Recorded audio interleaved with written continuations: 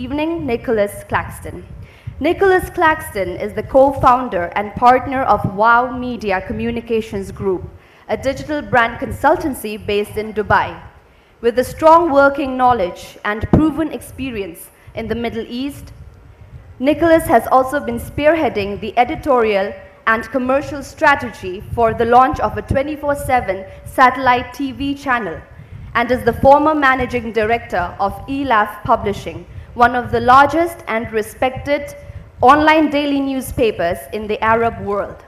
Nicholas is also an Emmy Award-winning filmmaker with an extensive track record and credits as an executive producer, director, and producer with the BBC, ITV, Channel 4, National Geographic Discovery, A&E Network, and Disney, among many others.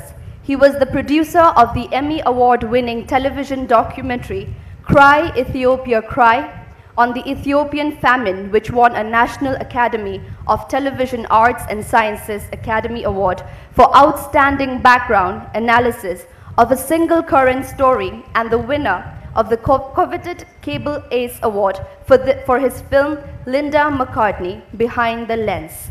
He was also the producer of the three-part music series The Rhythm of Life, with the Beatles producer Sir George Martin, and the producer and director of the film The Price of Progress, presented by Bob Geldof, which was a damning indictment on some of the World Bank-funded projects involving forests and dams in Brazil, India, and other parts of the world. He and Bob Geldof were invited to present the film at a special screening at the US Senate. Nicholas is a fellow of the Royal Geographical Society, and together with the late Mark Shand, a founding trustee of the London-based charity Elephant Family. Ladies and gentlemen, let me take this opportunity to honor our esteemed host of the evening, and to do the honor, I call upon stage Mr. Ranjit Bortakur, founder of Balipara Foundation. Please come on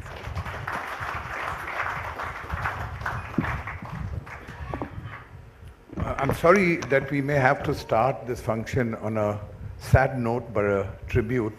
I would like you all to rise for 1 minute silence to the people who in Tinsukia this morning gave their lives for promoting diversity of Assam. Assam is a very diverse state, so if you can just stand up for a minute in honor of them.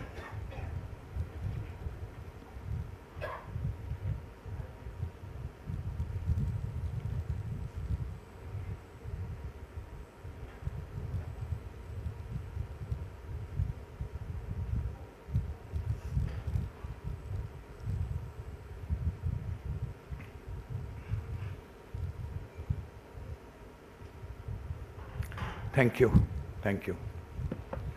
Nicholas, sorry to start this on a note like this, but your contributions have been so phenomenal to Assam for the last 5 years, so thank you. Thank you.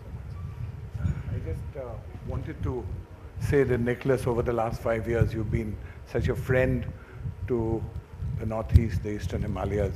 We thought we'd say thank you. I know that you can't retire and you'll always come back, but after 5 years, I think it's really a tax on you, but thank you so much. We thought we'd give you a small token. Oh. Oh. Thank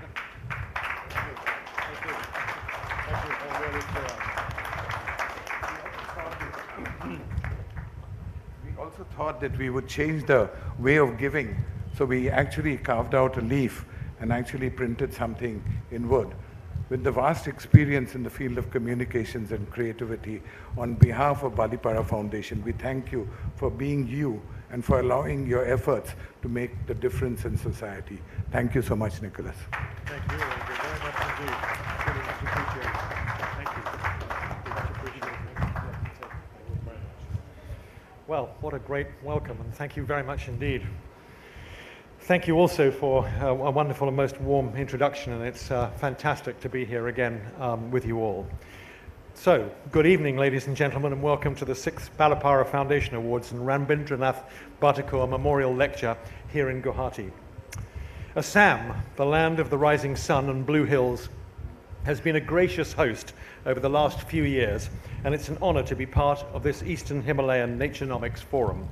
A wonderful journey of collaboration with my peers from across the globe and creating an impact in community development and environmental conservation in the Eastern Himalayas, a global hub for sustainable development actions. Conversations over these last 2 days have been heated, insightful, compelling, and successful in terms of identifying drivers in rural futures and finding long-term solutions towards building prosperous communities and a sustainable future for us all. But before we proceed with tonight's awards, can I please just ask everyone one quick house rule to switch off their mobile phones, because nothing else tonight can be more important in terms of celebrating these award winners than that. So if we can turn off our mobiles, that would be brilliant. Tonight's awards actually are a fitting ending to the forum and are a celebration of those working to preserve the natural habitat of the region. And as we sit back and celebrate the work of these heroes of the earth, we need to acknowledge also the role that the Balapara Foundation, ably led by its founders Ranjit Bhattakur and Radhika Bhattakur, have played in creating successful prototypes of community-led conservation. From converting a barren parking area into a flourishing forest in Balapara, to synergizing building green corridors for Asian elephants and social mobility assets for local communities in Udalguri, and hosting the multidisciplinary platform of the forum, the Foundation has been leading the path in making conservation inclusive, participatory, and beneficial to all stakeholders. The organization truly continues to reinvent itself and brings alive new ideas every year and thoughts on ground implementation with local communities. The Balapara Foundation Awards, which we're all here to celebrate tonight, is Ranjit's brainchild to recognize best practices and case studies of the Eastern Himalayan region and to honor real-life champions of the environment. In an era when the planet is at a crossroads, our Earth heroes are leading the way to combat climate change and preserve nature by growing more forests, at times also risking their lives to protect our wild assets, creating alternate livelihoods through the lens of nature, emerging as innovators and disruptors in their land and in their field, and educating a whole new generation of future green leaders and millennials. Nature has always fostered and fueled our prosperity, but it has come at a cost. These Earth heroes help us realize that there is hope, and the power to act lies within each one of us to draw connections with and nurture our natural world in order to leave behind a secure environment for the generations to come. Tonight, I extend a warm welcome to all the distinguished guests and all of you who have joined us in celebrating these remarkable stories of the League of extraordinary individuals, and to understand through these stories that we're all part of nature, and together we can all build a sustainable future. Ladies and gentlemen, on this special evening, we also take this opportunity to salute a disciplined and skilled person, an inspiration, Sri Rabindranath Tagore, who has encouraged stewardship in environmental conservation and community development through Balapara Foundation. Something that made him a legend in the eyes of many was his belief in giving back to the society. In fact, he had dedicated his entire life to marvel in the lap of nature and always encouraged his friends and family to appreciate and unwind in the natural habitat. On this special evening, it would only be right to honor Sri Rabindranath Tagore and his principles, which inspired the people and also laid the stone for the foundation of the Balapara Foundation at his residence in Guwahati in the year 2007. We give tribute to Mrs. Meena Tagore and her family, who are in the audience with us tonight and who have continued to strive to institutionalize his dreams. For his short lecture, please welcome on stage now our esteemed guest of honor, Dr. Kamaljit Singh Bawa. Dr. Bawa is an evolutionary ecologist, conservation biologist, and a distinguished professor of biology at the University of Massachusetts in Boston. In 2012, Dr. Bawa received the first Gunera Sustainability Award, the world's major international award for work on sustainability, He's an elected member of the American Academy of Arts and Sciences. Dr. Bawa is also a recipient of the highest awards from the two main professional societies in his field. In 2003, the Association for Tropical Biology and Conservation bestowed on him its highest honor by electing him as an honorary fellow. The Society for Conservation Biology also awarded him its Distinguished Service Award in 2009, and he received the P.N. Mehra Memorial Award in Botany in 2007. Dr. Bawa, the stage is yours.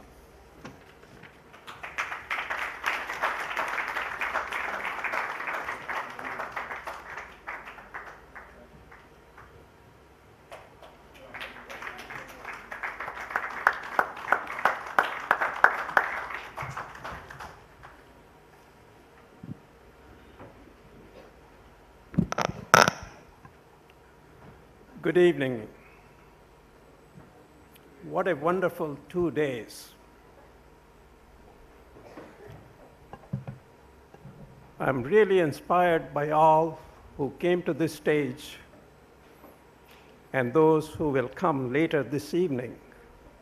And congratulations to all for their contributions to conservation of natural heritage, especially in the Northeast. I'm also inspired by the life and work of Mr. Rabindranath Barthakur, and it is an honor to speak in his memory, and I'm really not only honored, but Ranjit, very much humbled. I think during the last 2 days, we have seen how individuals working together can make a difference. And I want to continue this theme of collaboration, of co-design, of co-implementation, and co-dissemination of outcomes, which is also emerging a major theme in sustainability science. So I want to continue with that spirit of hopefulness and positive attitudes towards the problems, enormous problems we encounter.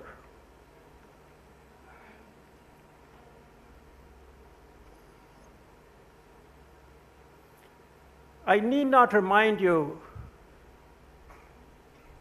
that India has tremendous amount of biodiversity. Almost 8% of global biodiversity within our country. A very important center of origin of many crops which sustain billions of people around the world.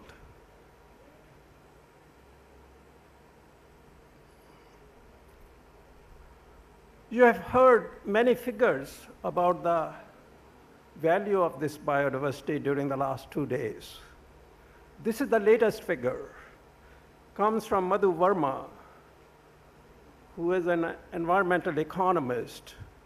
128 trillion Indian rupees. And on an annual basis, what is the size of our GDP?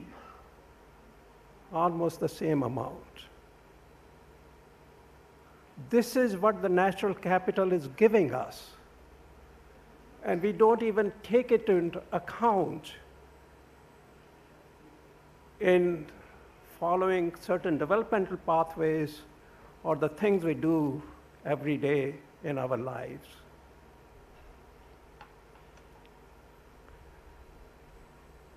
And what is happening to this natural capital? Sadly, India is among the countries that have a highest rate of land conversion, highest rate of decline in animal and plant populations, and among the countries with the highest footprint on Earth.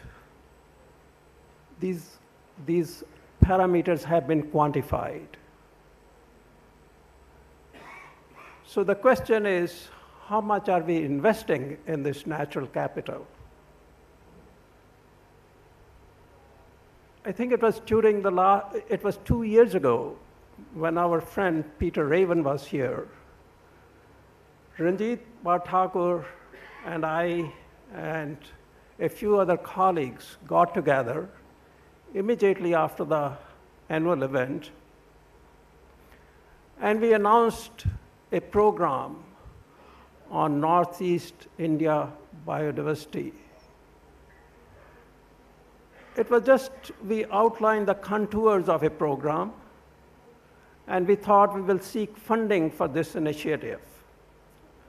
And we thought it will take us about, maybe 3-5 years to marshal adequate resources.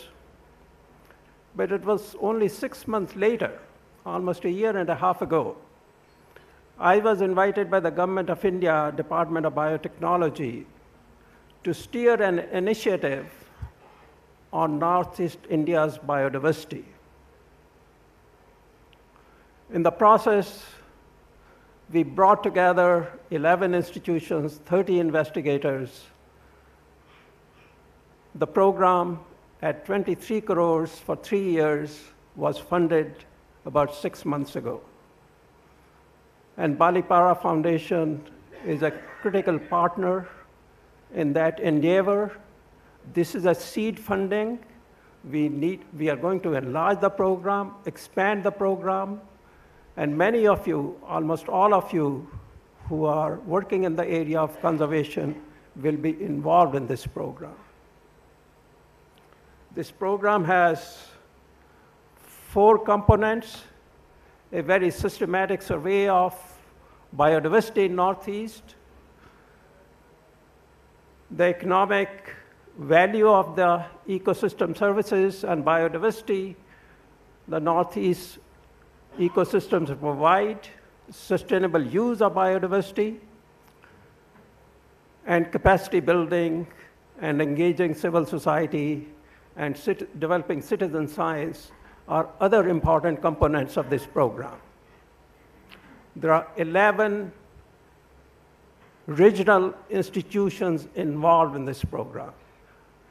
It is going to be operated and run by local institutions in the Northeast.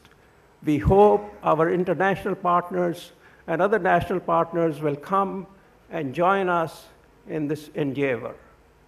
We recently had a workshop. There were 100 research associates participated in the workshop. That number of people. I mean, that's not the full list of people or complete number of people who are working on this project. So it's going to be a huge endeavor. And I will explain a little bit more about this thing. But then, with some colleagues in Bangalore, I developed a concept note for a national mission on biodiversity. This was about 6 months ago. On October 9, by the newly appointed Prime Minister's Council on Science, Information, Science, Technology, and Innovation, it's a mouthful, I was invited to make a presentation on this national mission. And this national mission will involve a range of organizations in almost all parts of the country, and will also allow us to strengthen the program in Northeast. At the meeting, this particular program, along with 8 other programs, was approved in principle. We have been asked to write a proposal. We are seeking investments from the Government of India of about 3,000 crores, or approximately $200 million over a 10-year period. And we will be submitting the proposal at the end of this month to the Prime Minister's Council.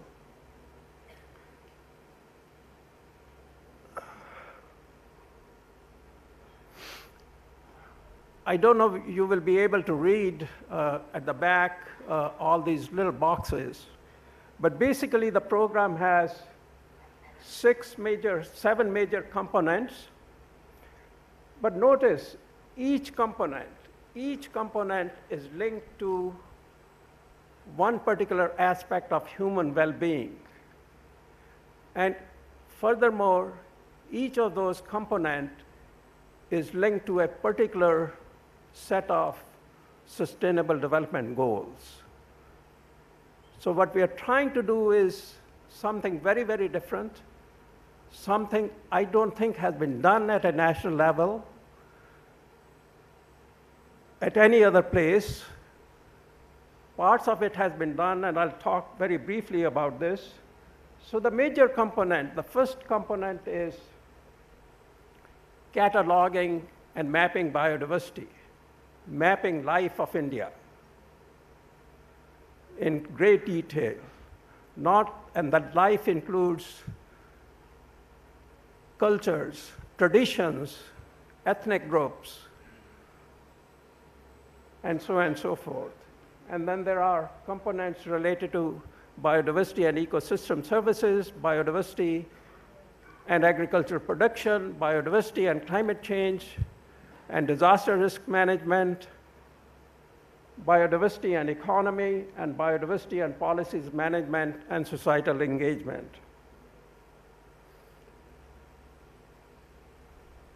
And the cataloging and mapping component is really the centerpiece of the program. We are going to use digital tools, artificial intelligence, available data, new data from the field in a manner it has not been done before. And hopefully, we will have very good information coming out that will form the basis of our action on the ground. That doesn't mean that we have to wait for action on the ground until we have all this information. And I'm not going to, I think my time is up. I'm not going to go over all the slides, but I think you get the idea. I'll just quickly.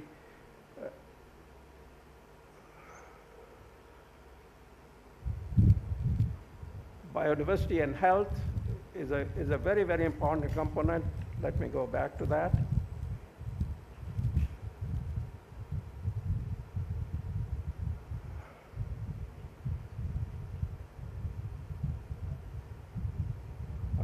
I'm not very good at these things, as you can see. I don't know why. Okay. All right. No, I'm going in the right direction. Okay. Here.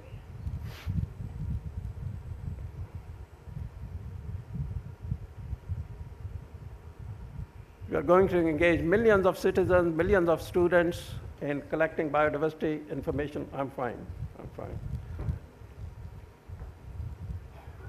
I won't go over the key deliverables. I think I will end with this slide. I don't think there is any better way of honoring the memory of Mr. Rabindranath Thakur than providing this quote from Dr. Swaminathan. Even if we don't succeed, I think we will succeed in getting the resources. We have a group, we have a concept. We are going to work very hard to implement this concept. I'm reminded of my conversation with Ranjit 2 years ago when we were announcing this biodiversity initiative. And I said, Ranjit, this is very ambitious. I hope we succeed. Ranjit turned to me and said, I do not fail. I can't think of anything better than that quote to honor the memory of his father. Thank you, Ranjit, for inspiration. Thank you for bringing us together. And I think working together, there is really nothing, no challenge that is that we cannot meet. Thank you.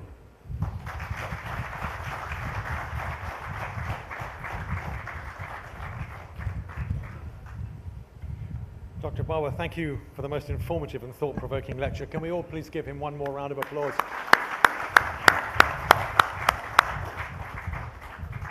Ladies and gentlemen, we now move on to tonight's Balipara Foundation Awards 2018.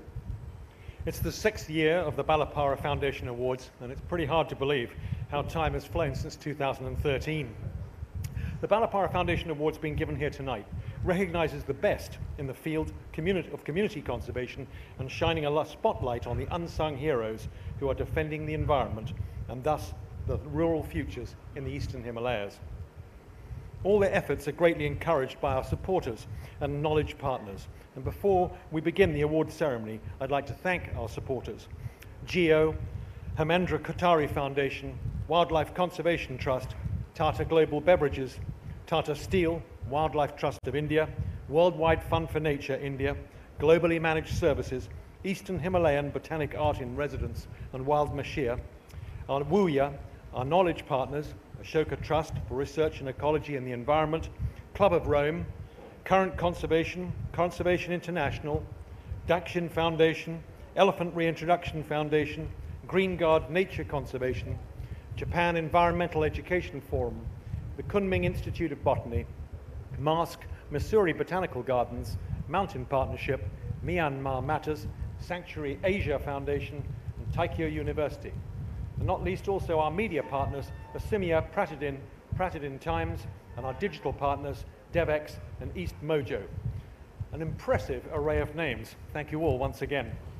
Ladies and gentlemen, without further ado, allow me to introduce our grassroots heroes now, and let's celebrate their accomplishments and honor them as they energize us to save the pristine beauty of the Eastern Himalayas.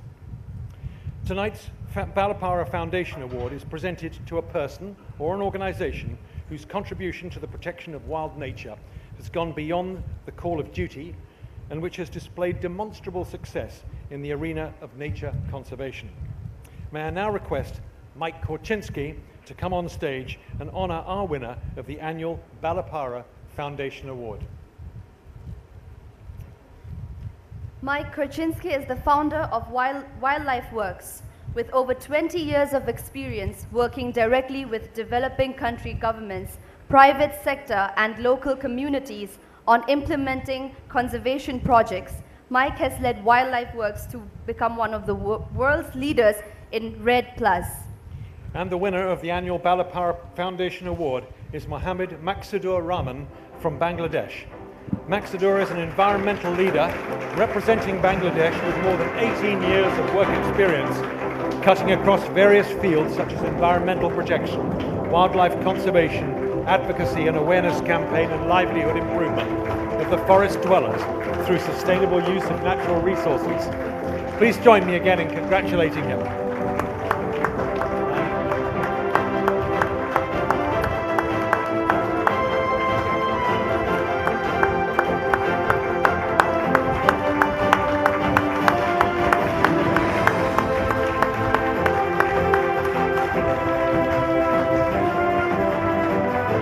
I now ask you, Maqsudur, to say a few words, please.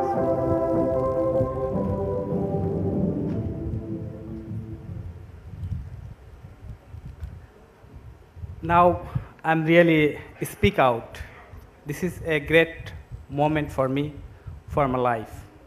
This is really very memorable day for me. Thanks to Balipara Foundation to honor us, our grassroots conservation team and our grassroots activities.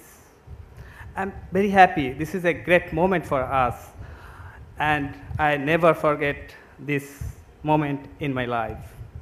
And I always believe the appreciate or acknowledge all of the activities is the great moment and achievement for our grassroots team.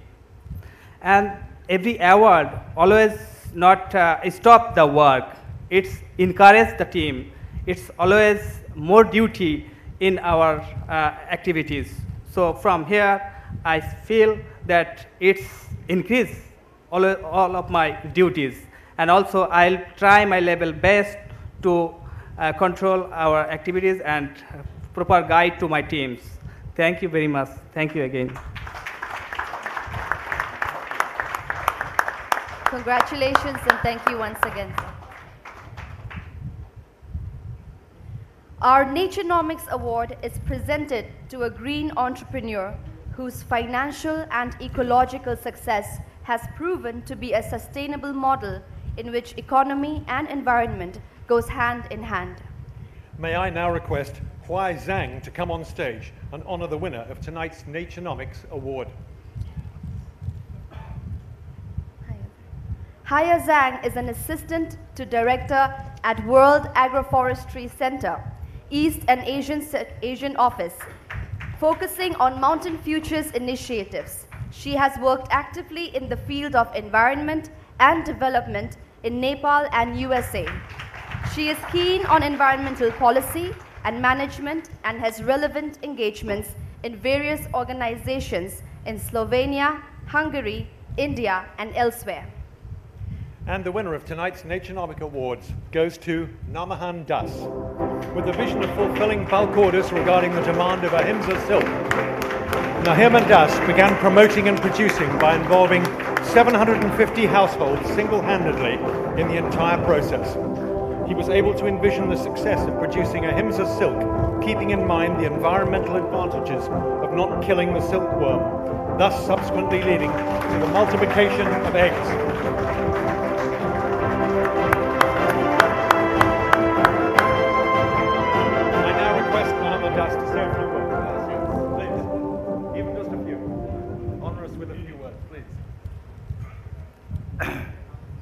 অসমীয়াতে কৈছোঁ সকলোকে নমস্কাৰ দিছোঁ মই ভবা নাছিলোঁ আজিৰ নিচিনা এনেকুৱা এটা ষ্টেজত এনেকুৱাকৈ এটা সন্মান পাম বুলি বহু দিনৰ আগৰ পৰাই বিশেষ এটা কামত বিশেষভাৱে কোনেও নকৰা এটা কামত জড়িত হৈ বহু বছৰৰ পৰা সেই কামটো কৰি গৈ আছিলোঁ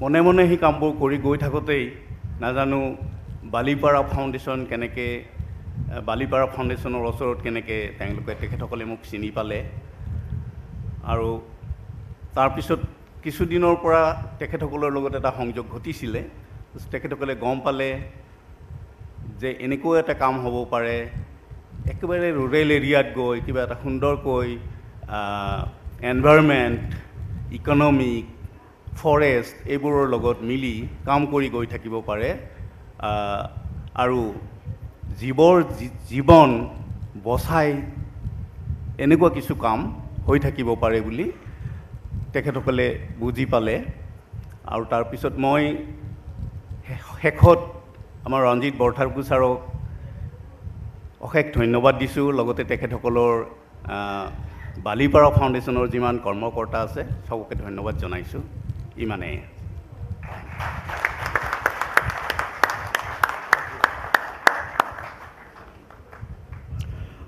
The Green Journalist Award is presented to a green journalist for their outstanding coverage of community conservation in and around ecologically fragile wildernesses.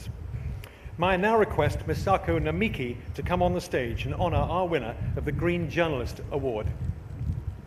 Professor Misako Namiki-san has about 30 years' experience in breeding animals and creating learning programs at zoos.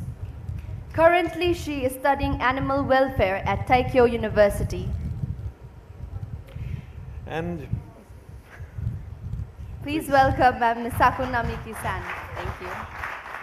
And the winner of tonight's Green Journalist Award is Uttam Saikia. He's an honorary wildlife warden of Kaziranga and has formed a non-governmental organization called Bhumi. As a conservationist and a journalist, he has immense amount of knowledge and a deep-rooted empathy towards the Kaziranga National Park and all those involved with it both professionally and as amateur enthusiasts. His engagement with the Forest Department encompasses issues that involve man-animal conflict, capacity building and awareness programs. Uttam's played a major role in motivating 10 poachers to surrender in 2010 before the then director of the Kaziranga National Park. His landmark achievements also include massive amounts of wildlife awareness work being done in Majuli and also the Centre for Wildlife Rehabilitation and Conservation of Bujuri. Please join me again in congratulating him and welcoming him.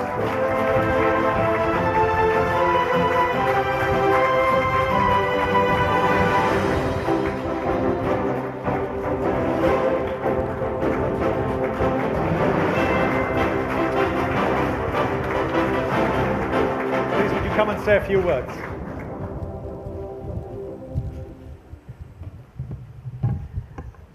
Good evening, everyone.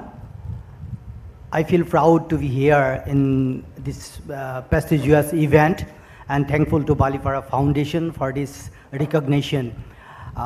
This type of recognition actually encouraging us to do more hard work. And this award actually goes to Kaziranga National Park. I salute to Kaziranga National Park because whenever I go inside the Kaziranga National Park, I learn more and more. So thank you everyone. Thank you Balipara Foundation for this recognition. Thank you. Thank you. Thank you. Let us now move on to the Balipara Foundation Eastern Himalayan Conservation Award, which is presented tonight to an individual, community, or organization that's created significant impact in protecting the biodiversity in the Eastern Himalayas, which millions of people depend on for their sustenance. May I now request Sunyana Saka to come on the stage and honor our winner of the Eastern Himalayan Conservation Award. Sunaina Sarkar is an expert in structural geology and geotectonics.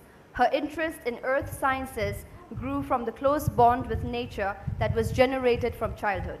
She joined Sardar Patel College of Engineering after her PhD in 2005 and is presently working as faculty at NMIMS University, where she is also engaged in Department of Science and Technology, sponsored research in earthquake study in the northeast of India. She is also a singer, songwriter, composer, and has had several releases of singles. She regularly performs live with her band Melange. Please welcome on stage Sunaina Sarkar. And the winner of the Eastern Himalayan Conservation Award tonight is Tambor Lingdo. His humble nature has allowed him to build a rapport with communities at the grassroots level. Where are you, Tambor? Here he is.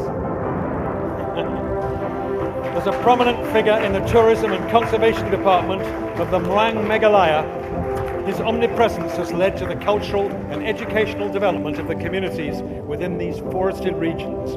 Currently, he's been chosen to be a member of the Expert Committee Meghalaya Biodiversity Board and the Asian Red Working Group. Please join me again in congratulating him and welcoming him.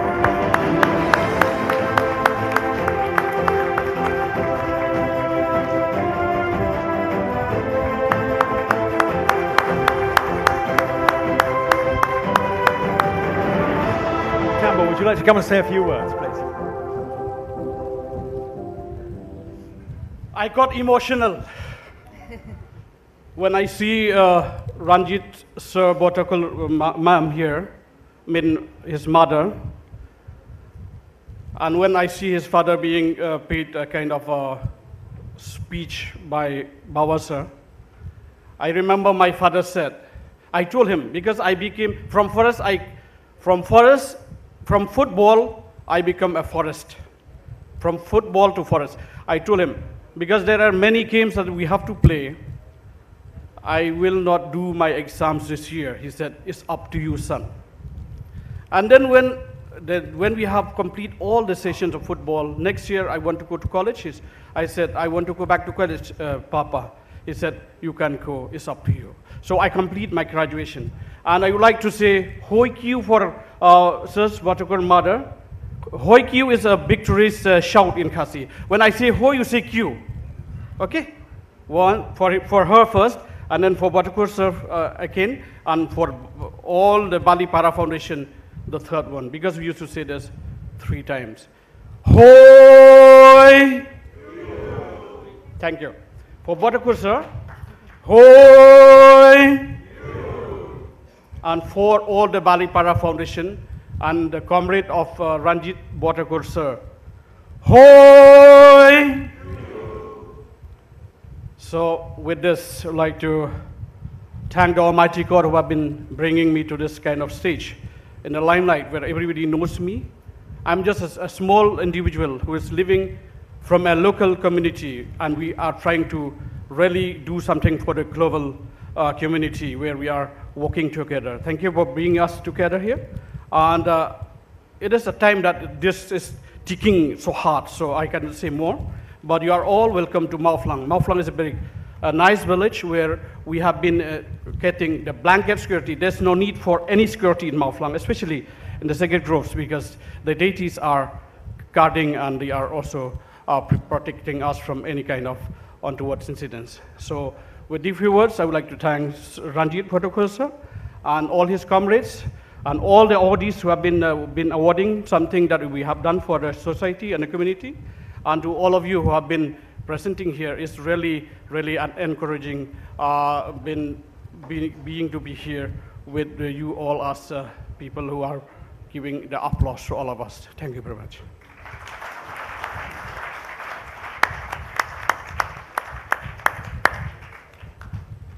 During July and August 2018, Balipara Foundation, in collaboration with Kunming Institute of Botany, China, along with renowned fungi photographer Stephen Oxford and videographer Catherine Marciniak, organized a field trip to look for the unexplored wild and edible fungi of Northeast India. This video of the trip was beautifully portrayed by Ms. Catherine Marciniak. We are now delighted to present before you Planet Fungi, Northeast India.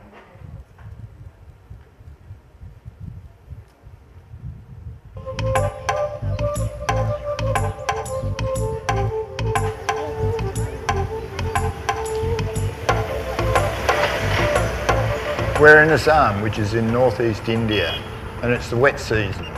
We're here to photograph fungi, which like the rain.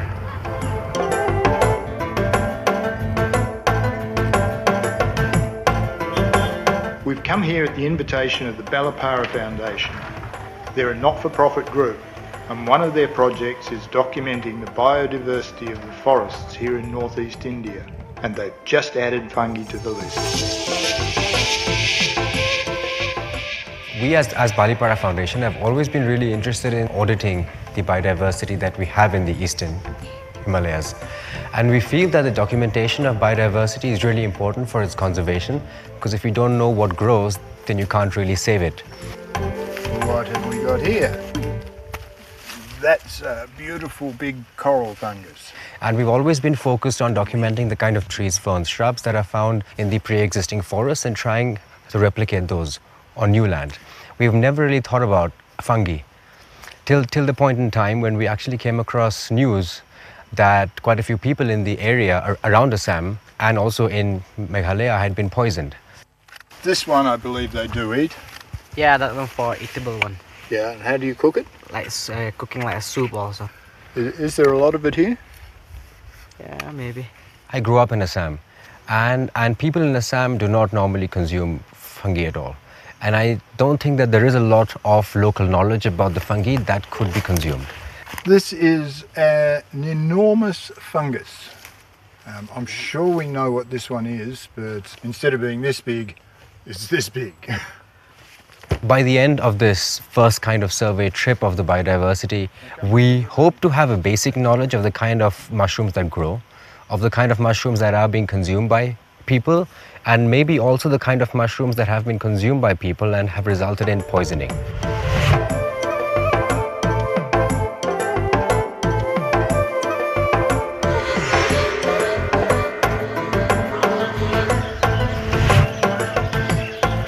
Our plan for this fungi foray in northeast India is to visit people who actually live in the forests.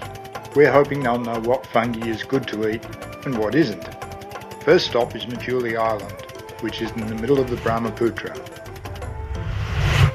Majuli is the biggest river island in the world, stretching from Sibsagar in the north to Kazaranga Wildlife Park in the south.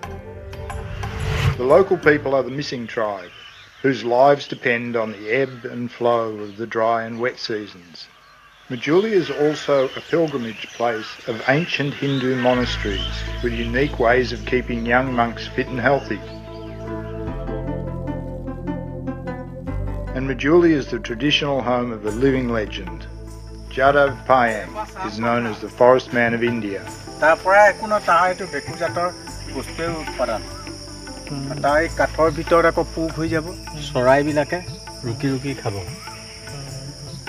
মানে ইটোৱে ইটো সম্বন্ধ পচি গলেও যাতে চৰাই চিকটিয়েকো তাৰ পোকটো খাই থাকিব And the birds eat the seeds and then they get dispersed. The big web of nature. 39 years ago, this inspiring subsistence farmer set himself a massive mission to plant life back into this part of Majuli Island. The 1709 যেতিয়া পলংকৰি বানপানী আহিল তেতিয়া বহু সাপ চাইনা অৰুণাচল প্ৰদেশৰ পৰা আহিছিল য'ত June July মাহত আগত জেঠ মাহত 12 খৰ মাৰে সেই বছৰ 23 খৰ মাৰিছিল যাৰ বাবে বালি উত্তাপত তেতিয়া সেই সাপবিলাক বহু শতাধিক সাপ জাবৰৰ লগত অহা বাবে বালি উত্তাপত তেওঁলোকৰ গৰমত মৰি থাকিল এদিন মই সেই বালিলৈ গৈছিলোঁ যাওঁতে মোৰ দুখ বেদনা লাগিছিল 30 বছৰ হ'ল Himalayan. So this is a red cotton tree and this is 30 years old. It's amazing, so huge. Okay. বছৰেকত এবছৰ 10,000 কৈ বেছি পুলি ৰু আৰু কুইণ্টেল বাই কুইণ্টেল চেণ্ট এৰিয়াত এইবোৰ বগৰী গুটি খিচা 5 দিনৰ মূৰে মূৰে পানী দি বাও লপকৈ আহিল আৰু য'ত গুটিবোৰ আহিছিল অৰুণাচল চাইনাৰ পৰা যিবোৰ গুটি আহিছিল সিহঁতৰ লপকৈ বাহিবলৈ কৰোঁতে এতিয়া অতব্য অৰণ্যত পৰিণত হ'ল য'ত শতাধিক হৰিণ আছে য'ত ঢেকীয়াপুতীয়া বাঘ আছে য'ত গড় আছে য'ত হাতী আছে য'ত বিলুপ্ত পৰ্যায়ৰ শগুন আছে তাৰ বিনিময়ত তাৰ পৰাটো বহুত গজে বহুত নগজে সেই তেনেকুৱাতে 10,000 কে পুলি ৰুলেও 30 বছৰত কিমান হয় 36 বছৰত কিমান হয় মানে বছৰি ৰুই যায় What are these ones here? Do you know if these ones are poisonous? It's poisonous, Niki. Poisonous. How do you know that they're toxic? Na yar jitu manuhe jitu khadya tu hi iman tu e aro ghonai gojibo enake aru etu bishakto ase to kat phula hoy ei bakibu phula hole bahor tolot goje enake বা বাহনি তলত গজে যোনটো খায় সেইকাৰণে সেইটো মানে আমাৰ মানুহে চিনি পায় মোটকে আমাৰ আইতা ককাহঁতে ইউজ কৰি খায়তো সিহঁতে বেছি জানে কিন্তু এইটো নাখায় মানে হেৰিয়ে এতিয়া বাগানত যে কাঠফুলা খাই মৰে সেই নজনা দুখত মৰে সৰু সৰু ল'ৰা ছোৱালীবোৰ যায় তাক আনি বনাই খাই দিয়ে তাৰপৰা বিকিয়া হয় মৃত্যু মুখত পৰে Most of the fungi we're seeing in this young forest are growing on dead vegetation. These fungi are what we call saprobes. It's because they decompose wood and leaves and they recycle things so the tree can use the nutrients again. If it were not for saprophytic fungi, our forests would slowly be buried under piles of wood that never rots away. But this is just one type of fungi in a whole kingdom of life. Scientists predict that there's somewhere between 4 and 5 million species of fungi on the planet. But so far we've only documented about 200,000, so there's a lot to learn.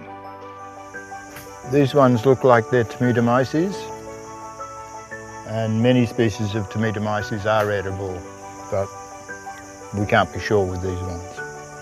They've got a very hard pointy cap, which is indicative, and the termites farm, they get bits of leaf and twigs and things and take it down into the nest and then put the fungus on it and the fungus grows and the termites eat some of the fungus and they allow the rest to grow. Agriculture research কৰি যদি খাব পৰা হয় তেওঁলোকে সেইটো declare দিলেহে খাব পাৰিব ধৰক এনেকুৱা ধৰণৰ মাহ জাতীয় বস্তু Finding new species of edible fungi in India is one of the big missions of this fungi field trip. So the major source of protein in this part of the world are legumes. But legumes, unfortunately, do not provide for as much protein as is required during a normal course of development. And we've also gone through reports which talk about how this sort of malnourishment during the early years of growth affects mental growth in adults, which is a very, very important part of a fully formed human being. So mushrooms can be promoted as a high protein source for a normal diet, also could form one very integral part of this new land restoration plan, where people are involved in the restoration of habitat, but also are growing mushrooms, which give them a form of self-sufficiency in their diet, but also a source of revenue. So mushrooms would be one of the many things which we would be trying to promote in the hope for community-based conservation of our forests.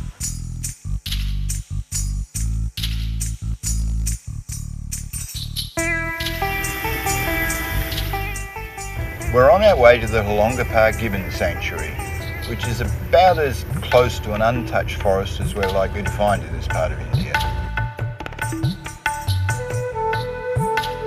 ইয়াক এইটো কাৰণে হুলুঙাপাৰ gibbon অভয়াৰণ্য বুলি কোৱা হয়, কাৰণ ইয়াতে হুলুং গছ যথেষ্ট পৰিমাণে আছে আৰু গিবন নামৰ যি প্ৰজাতি ই প্ৰায় 200 হেক্টৰ বহল। ইয়াত বিভিন্ন ধৰণৰ কাঠফুলা পোৱা যায়। কাঠফুলা খালি বেছিভাগ মানুহে গম নাপায় খাব লাগে নে নালাগে। প্ৰায় 4টা প্ৰজাতি তেওঁলোকে খাব লাগে বুলি ভাবে, বাকীখিনি বিষয়ে তেওঁলোকে নাজানে। গতিকে প্ৰায়বিলাক আমি দেখা পাওঁ অকল চাহ বাগানৰ কমিউনিটি বা অন্যান্য কমিউনিটি পিপলবিলাকে খায়, তাকো সেই 4টা প্ৰজাতিৰ মাত্ৰ খায়, বাকীখিনি তেওঁলোকে গম নাপায়, গতিকে তেওঁলোকে নাখায়। This is poisonous. But he doesn't know the name. They came to know that this one is poisonous because they have heard stories about people dying after eating this particular mushroom, and also it's a kind of ethnobotanical knowledge that they used to get it from their ancestors. Now we've got one that's very appropriate for this national park. It's growing on elephant dung. There's a mature one, and then 1, 2, 3 more.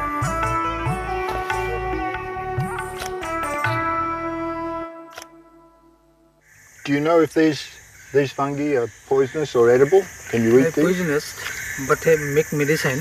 So this is of cancer. Cancer medicine. Cancer. So they're purple on the inside. This is a mature one, and these ones are just starting.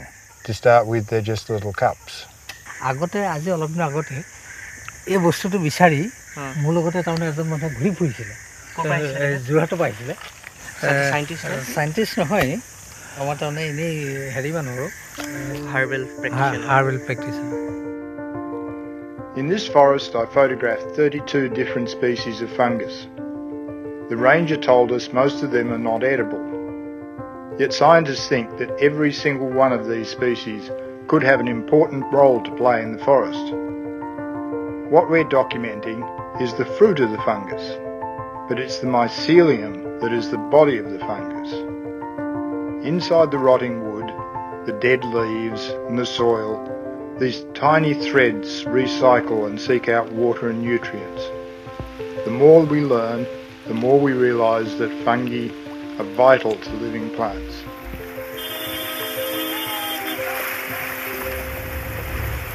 We've stumbled upon a very rare species of scientist, a mycologist, and this one specialises in growing edible fungi.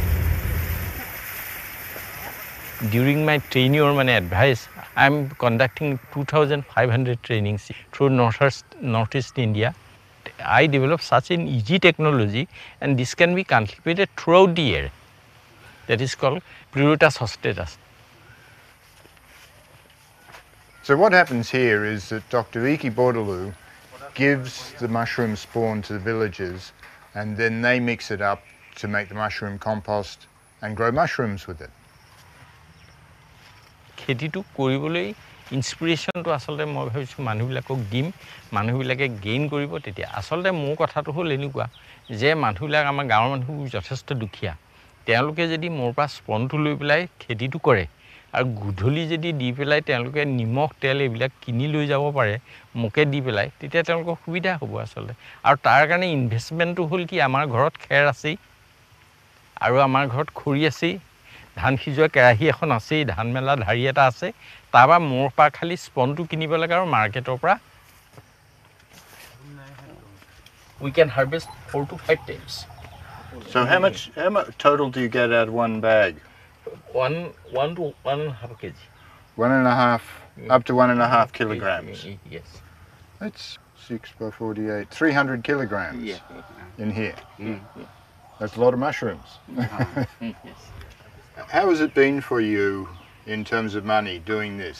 এই প্ৰডাকশ্যনটো কৰাৰ পৰা মোৰ যথেষ্টখিনি মানে ভাল হৈছে মোৰ মানে বাহিৰা এটা ইনকাম হয় মানে মোৰ টি গাৰ্ডেনৰ উপৰিও এটা পইচা আহি থাকে সেই পইচাত মই বেলেগ কামত খটাব পাৰোঁ বেছি সময় খাটিব নালাগে বেছি সময় মানে ৱেষ্ট নহয় ইয়াত ধৰি লওক ৰাতিপুৱা এক টাইম পানী দিব লাগে নেক্সট পিছবেলা দিব পাৰে নহ'লে চাই ল'ব লাগে কণ্ডিশ্যন তাত পানীৰ ৰিজেক্টটো আছে নাই তাৰপিছত দিব লাগে for 20 days then you will gain rupees 10,000 rupees per month.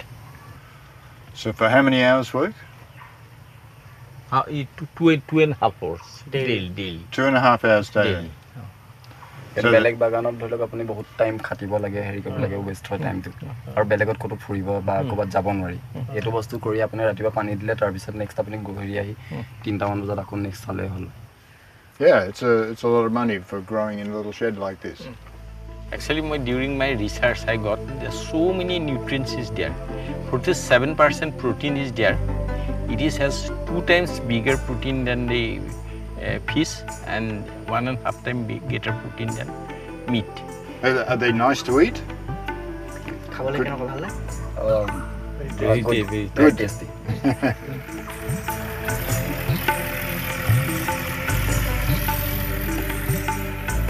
Today we're leaving the plains of Assam behind and heading up into the hills of Meghalaya. We're going to be surveying fungi in 4 different locations. Meghalaya is one of the wettest places on earth, which is just perfect for fungi. First stop is a biologist's paradise. Yeah, okay. The sacred grove of Mouthlang in the East Kazi Hills. This is one enormous fungus. Mouthlang Grove is about more than 500 years old, and it was being conserved and preserved by the local community through rites and rituals.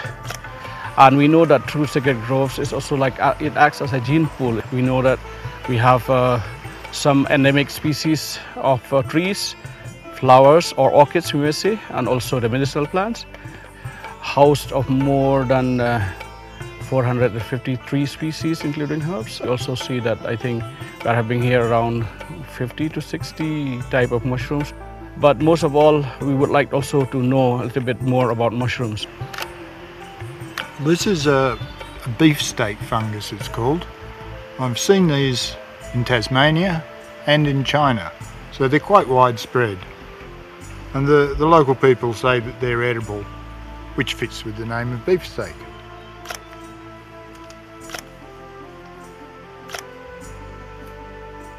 These are quite an interesting fungus. They do eat these ones here in Meghalaya, and they certainly eat them in China as well.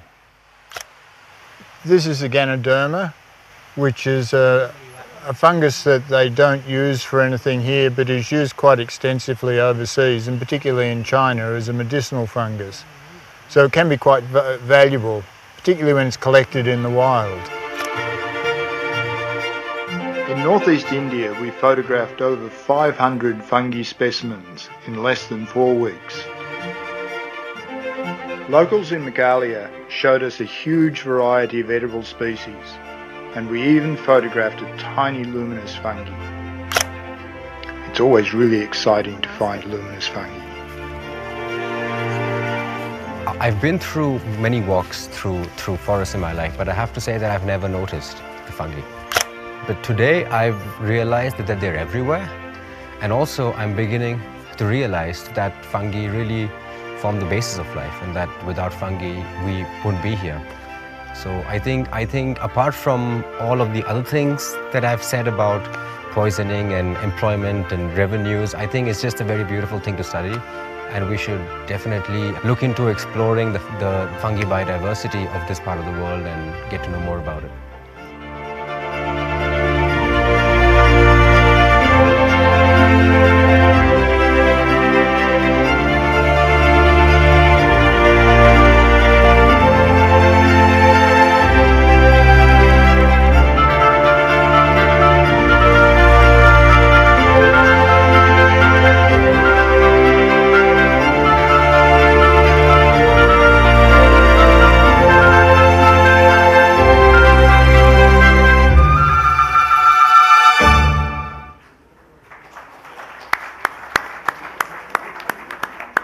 A lovely story, and congratulations to Catherine Masiniak and everybody involved on the production for a very, very well-made film.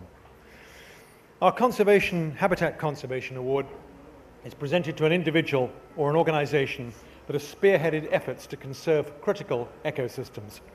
May I now request Tu Zor to come on stage and honor our recipient of tonight's Habitat Conservation Awards. Tu Zor is an experienced chief executive officer with a history of working in the agriculture, food and beverages industry. He has lived and worked in North America, Asia, China, Japan and Myanmar. He is skilled in business planning, sales, strategy and business development, and is also pursuing Bachelor of Science focused in Business Management and Administration from Bradley University, USA. And the winner of tonight's Habitat Conservation Award is Tenzing Bodoza.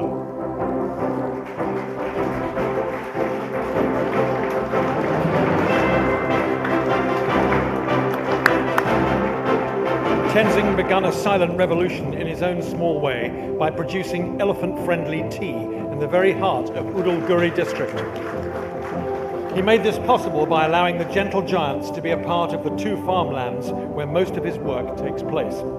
The success of Tenzing's business has reached the 60 to 70 lakh rupee mark from the time he started to work on his ancestral farms. That is, when his father passed away when he was just 10 years old. As the years went by, the entrepreneurial nature of Tenzing led him to think of the produce which had the highest demand in Assam, tea. With the help of small and other types of tea growers, Tenzing began to grasp the dynamics and nuances of tea plantations. His organic tea industry in Udalguri began in 2007 and is now world-renowned. Please join me again in congratulating him and welcoming him to come and say a few words.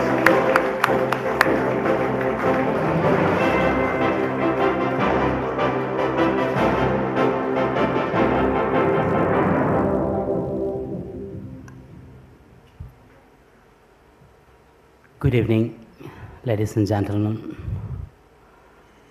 Actually, whatever I have learned in my life is everything is the practical in my life. So, whenever I was in 20 years ago, whole of my family was gunned down by the unidentified gunman. So, I was 13 years in Malaysian construction company. So I don't want to come back in my village, and I don't want to become farmer like my grandfather and my father. But my mom is always called me back, come back to the village, come back to the village. And when I come back to the village, what I will do in my village? There was nothing to do. And my mom advised me, you start to growing the vegetable, start to the farming. So mom and myself, we start to growing some vegetable and some crop, different type of crops. But it made me think, to survive, we need economical sound. So without economic, so we cannot do anything. So mom and myself, we discuss and we start to studying about the tea. Tea was the major business in our Assam, and Assam is known as a tea land. So tea was absent from my mind. Actually, I don't have any idea about the tea. There is a 32 varieties of the tea plant, and each plant have a different character and different flavor and different taste. Slowly, I learned from the mother factory and senior farmers, and I collect all the information about the tea. But when I started growing the tea, some expert advised me how to use the chemical fertilizer in my farm. Whenever I was using the chemical fertilizer, I was feel very happy moment myself. Plants was growing very fast. And after some days, when the different type of pest came in garden, like helopeltis, thrips, looper, stem canker, root rust, when different pests came in my farm, we used a different pesticide, like thiodine, disease marker. When I used a pesticide in my farm, moment myself, we feel very bad. Even we cannot breathe properly. Sometimes we are feel the vomiting. Even there was a small pond in my house. When I clean my cloth, all the water goes to the pond and all the fishes die. And it made me think, when people are coming as a guest, or when we are meet friend each other, just we are offering a cup of tea. How I can grow with how I can feed the people with the poisoning cup of tea? And it made me think, and I start to find out the solutions. Even I don't know about the organic farming. All over the India, I start to collect the information to grow the different, the way. And finally, I connect the Canadian NGO Fertile Ground, and Fertile Ground helped me to promote in organic farming. And I start to collect all the information from the villager that our ancient people used to give, like a cow manure, brown manure, making compost. So slowly I start to convert into the organic. So like that, I came into the organic farmer. So now I set up a small microprocessing unit. Now I'm starting to sell my product very small quantity in different part in the global market, like USA, Canada, and Germany, UK. It's very small quantity. So, and I start to preserve small forest land in my garden, where even I preserve different type of plants in my garden. When all the animals from the Bhutan border, from the Himalayas, all the animals came in my garden. And when I see them, of course they are damaging some plants in my gardens, and I feel very happy to see them.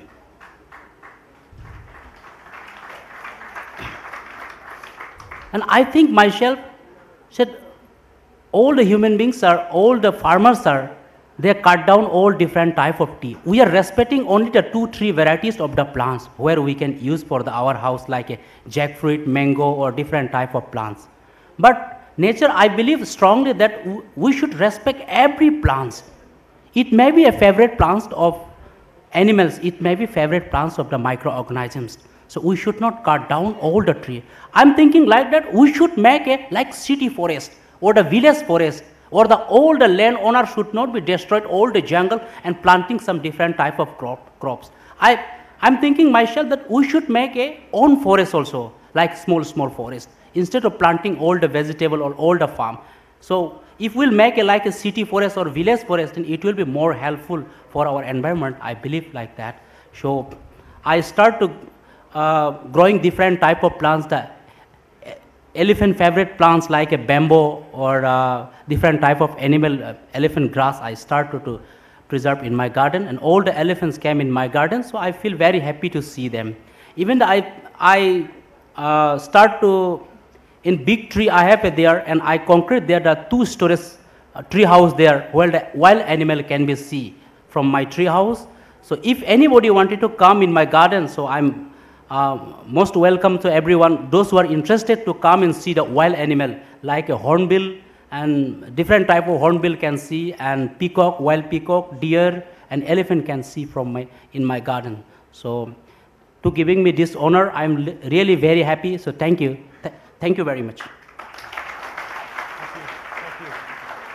Thank you, Tenzin Badosa. I now have the honor of presenting to you the Balapara Foundation Food for the Future Award. This award is presented to a visionary individual who might be a scientist, an NGO, a villager, or an entrepreneur who has made a significant contribution to the promotion of organic food, or has demonstrated alternative farming methods that increase yields using ecological principles that have brought about replicable change. May I call on stage Ms. Jackie Leach to present the award. Originally from England and based in Singapore, Jackie Leach has been involved in several writing projects as well as the growth and development of wild mashir and the Balipara Foundation. And the winner of the Food for the Future Award in Dimbeshwar Rabba.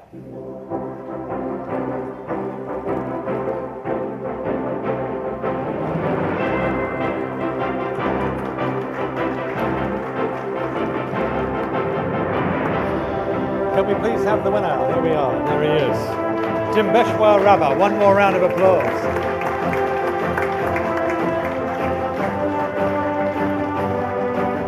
Dimbeshwar has been a part of an integral project, Small Farm Integration for Sustainable Agriculture and Improved Access to Market, funded by the Tata Trust.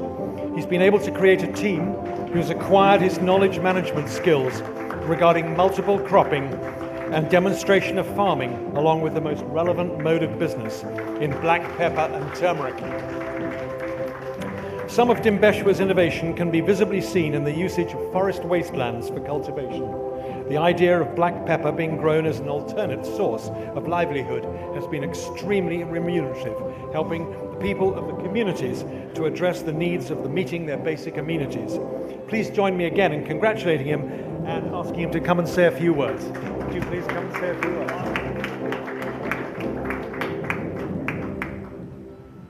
More heneke ভাষণ দিয়া অভ্যাস নাই মই খেতিয়ক মানুহ যিখিনি মানে কৰি কৰি এনেকৈ বহু অফিচাৰবিলাক যায় মোৰ কামবিলাক দেখা পায় সেইকাৰণে মোক যে আজি এই বৃহৎ সমাজৰ আগত বাছনি কৰিছে মই এইটো নথৈ আনন্দিত হৈছোঁ এইখিনিকে কৈ মোৰ বক্তব্য সামৰণি মাৰিছোঁ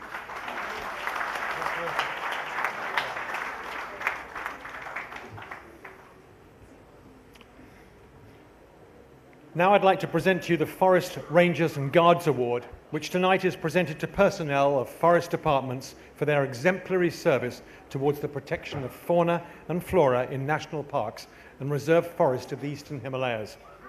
May I now request Alistair Morris to come on stage and honour our recipient of the first recipient of the Forest Rangers and Guards of the Eastern Himalayas. Alistair Morris works for the University Parks Department. He has been a member of the Green Party for over 35 years. He has keen interest in outdoor activities such as hiking and camping. Thank you, sir.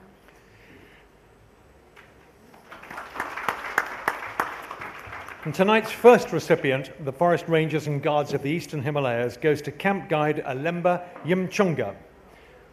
Alemba, where are you? There we are.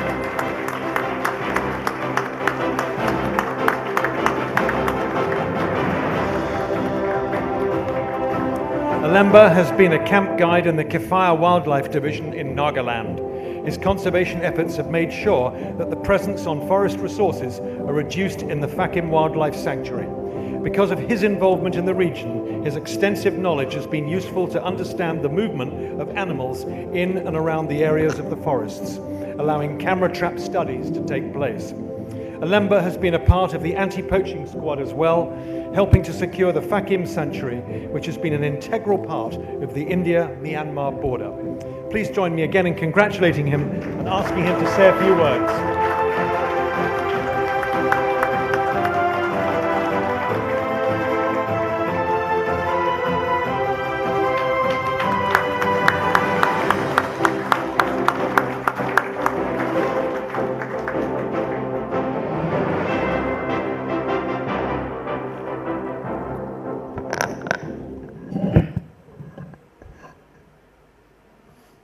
सबके good evening दिया से आमी আজি পালা বাৰ এটো award এটো দিয়াটো আমি বৰা বেছি খুশি পাই আছে মই বেছি নাগबै এটো বাৰে থ্যাংক ইউ কৈ আছে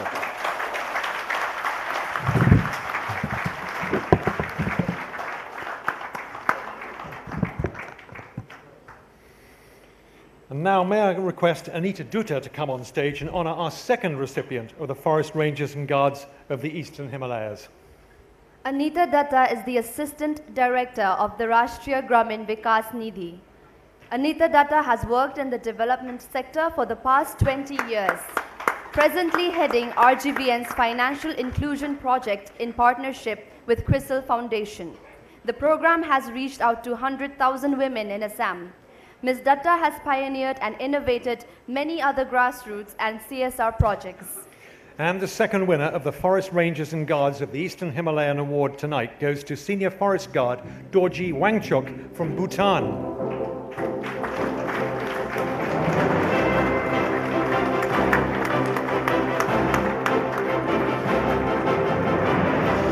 As a senior forest ranger, Dorji Wangchuk has spearheaded many livelihood activities in the Royal Manas National Park. Due to his efforts, Bhutan has been able to realize the need and the goal to double the tiger numbers by 2020. Dorji put multiple feathers on his cap by trying to balance not just the number of tigers in the Royal Manas National Park, but also to help the forest fringe communities to implement livelihood activities, ecotourism, and environmental education. Please join me again in congratulating him.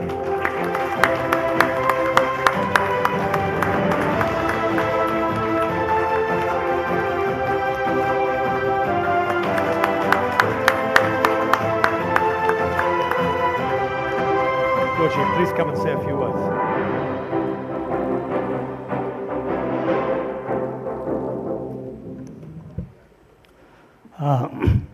Distinguished guests, ladies and gentlemen, very good evening and thank you very much. I'm so pleased and honored and humbled to be here today and very grateful for the Bhutan Foundation for these awards. I'm extremely happy that Bhutan Foundation has acknowledged my effort, my dedication towards the conservation of nature, So I'm very much proud and extremely happy that this is really an incredible and motivating spirit and encouragement and inspiration for my future efforts and activity towards the conservation and for my organization, Royal Manas National Park. In fact, this is not the first time that Royal Manas National Park is getting the award. This is, in fact, the third consecutive year that recognition has been awarded to the staff of Royal Manas National Park. Today, I am not alone here. I'm here with 4 of my colleagues from Royal Manas National Park who works as a boardman in the Royal Manas Park.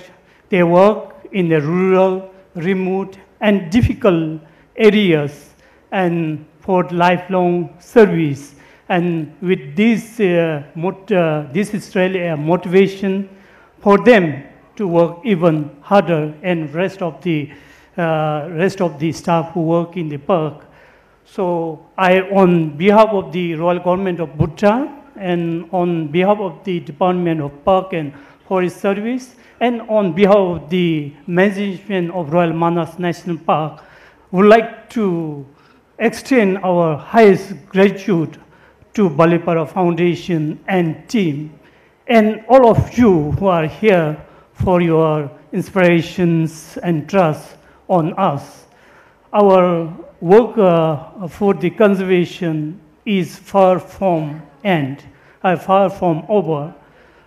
We need to continue this journey with more dedication than ever.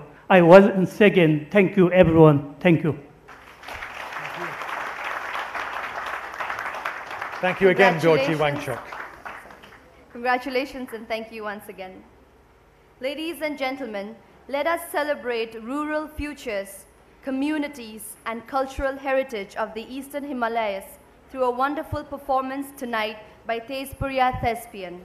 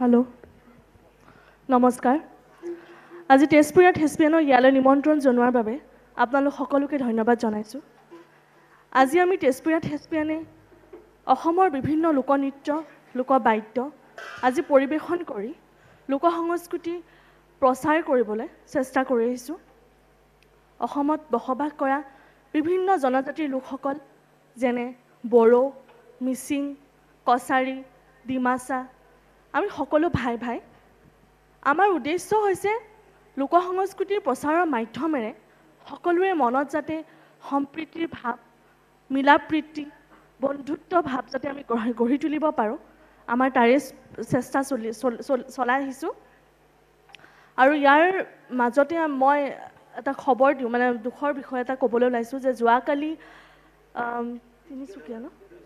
Tinsukia ধলাত এটা নিঃসংগ হত্যাকাণ্ড হ'ল তাৰ বাবে আমি বহুত দুখিত আৰু এনেকুৱা ধৰণৰ ঘটনা যাতে অসমত দুনাই নহয় তাৰ বাবে আমি কামনা কৰিছোঁ ইয়াৰ মাধ্যমেৰে আমি সকলোৰে মনত যাতে সম্প্ৰীতিৰ ভাৱ সকলোৰে মাজত মিলাপ্ৰীতি চলি থাকে আমি তাৰে কামনা কৰিলোঁ আৰু আমি নৱপ্ৰজন্মই ইয়াকে বিচাৰোঁ যে অসমবাসী সজাগ হওক আৰু অসমখনক এখন শান্তিৰ অসম গঢ়ি তোলক ধন্যবাদ আৰু এতিয়া আমি আপোনালোকৰ ওচৰত পৰিৱেশন কৰিম ফ'ক অৰ্কেষ্ট্ৰা লোকনৃত্য আৰু লোকবাদ্যৰ সুৰ সমলয় পৰিৱেশন কৰি আহক পৰিৱেশন কৰক ধন্যবাদ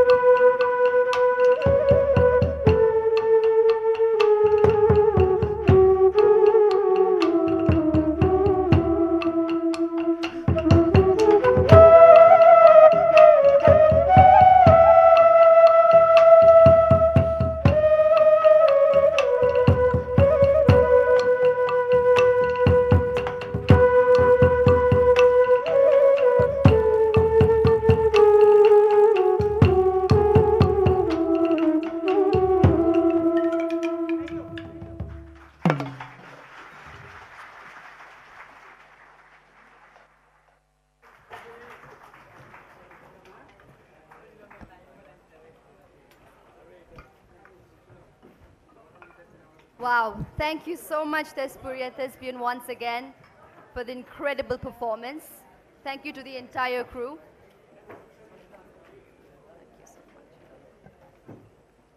Moving on, our next 4 awards are special awards for special people. The first one is Eastern Himalayan Global Environmental Ambassador Award for an inspirational leader and a mountaineer. May I request Dr. K.K. Sharma to come and present the award. Dr. Sharma is a highly respected veterinarian and academic, but his interest in elephants began at the age of 7 when his grandmother adopted a pet elephant called Lakshmi, who lived in the family compound. Later, Dr. Sharma went on to pursue a degree in veterinary science, eventually becoming the head of the Department of Surgery and Radiology at the College of Veterinary Science in Assam. His love of elephants and his adventurous spirit gives him the determination to treat captive elephants in forest department camps, but to also help any elephant regardless of its location. And the winner of Eastern Himalayan Global Environmental Ambassador is Dr. Anshu Jansepa.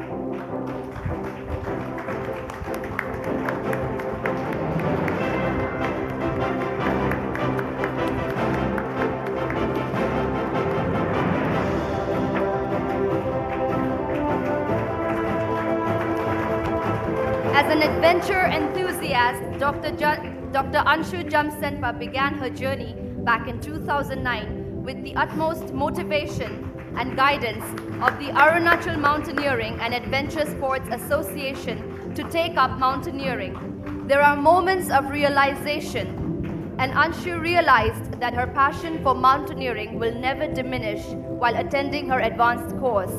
Her deterrent was only one factor in particular, that she was a woman. But not letting this negativity affect her, she went on to do something different. In 2011, Anshu climbed Mount Everest for the first time and did it once again in a span of 10 days. Anshu headed back to Everest. Anshu headed back to Everest for the 3rd time in 2013. However, it was her double ascent in 2017 that made her the only woman in the world to achieve the feat within 5 days. Please join me in congratulating Dr. Anshu Jansepa. Would you grace us with a few words, please? Good evening. I would like to thank Balipara Foundation for this honor and recognition. I would also like to wish them all the best for their conservation effort by planting 7 million trees in the border areas of Arunachal Pradesh and Bhutan. Mountaineering has taught me many beautiful and important lessons of my life. But the most important lessons that I learned is that we can go against anything, but we can never go against nature. And for me, my religion, my God, I consider nature is my God and my religion. That's how. And I have been working religiously from last so many years to protect environment. And today I'm really glad that I have received this award. And yeah, I don't have much to say actually. You all are learned people. I just want to say that safe art, safe environment and safe art. Thank you. Congratulations again to Anshu. The second special award tonight is Agricultural Revolution in Balipara County Award.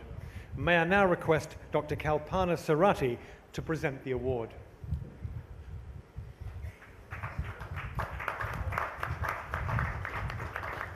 Dr. Kalpana Sarati is Professor and Dean in the School of Social Work at the Tata Institute of Social Services and Sciences, Guwahati. Currently, she also serves as the Acting Deputy Director. Her career as a social work educator spans 2 decades. Prior to this, she was with the Delhi School of Social Work in the University of Delhi, and she's also served as a counsellor cum research coordinator at the Women's Resource Centre Institute of Social Service, Prabhata, in Delhi, where she counselled women on issues related to their mental health.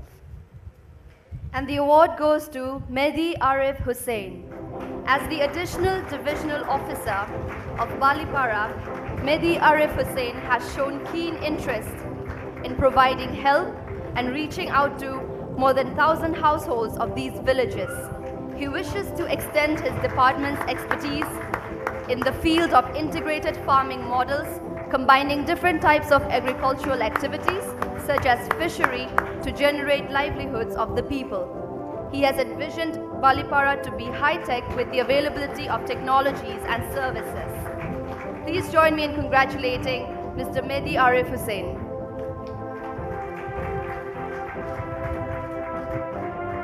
Please come and say a few words.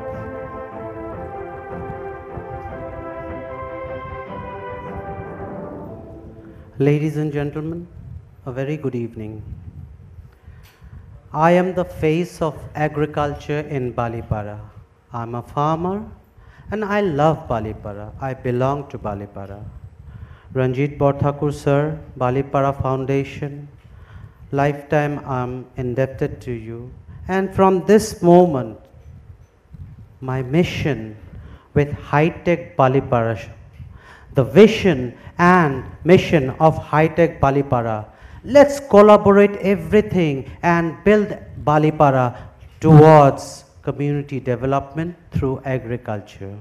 I want greenhouse, I want extensive cultivation, I want everything that to be collaborated. Poultry, dairy, fishery, everything must be collaborated for rural empowerment, especially women empowerment.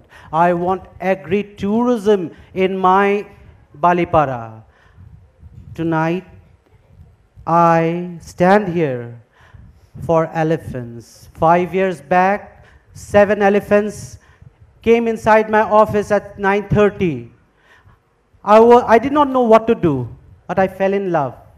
And I started writing a book, From Trumpeting to Roaring, the nocturnal journey of wild elephant herd. And for the last 5 years, I did not sleep a single night. I just wander with them. And I want agri-elephant tourism. And I want a school, permanent school in Balipara, where we teach and learn about how to mitigate man-elephant conflict and transform to farmers-elephant harmony.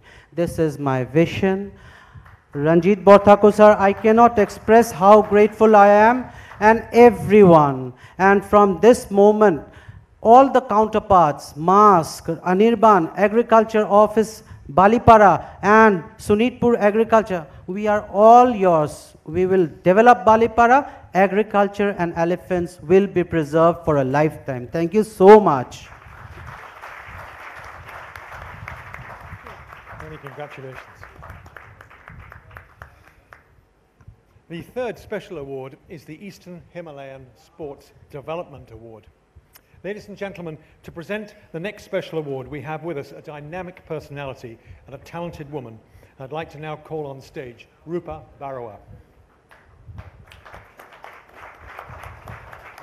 Rupa, where are you? Winding her way round.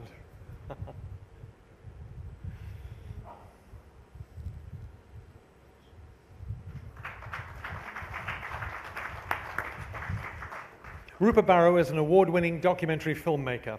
Her debut, Riders of the Mist, has been showcased at over 14 international festivals. She's been documenting women's polo in India, starting with Team USPA's Women in India visit 2016. Her next film, Daughters of the Polo God, premieres in New York at the end of this month.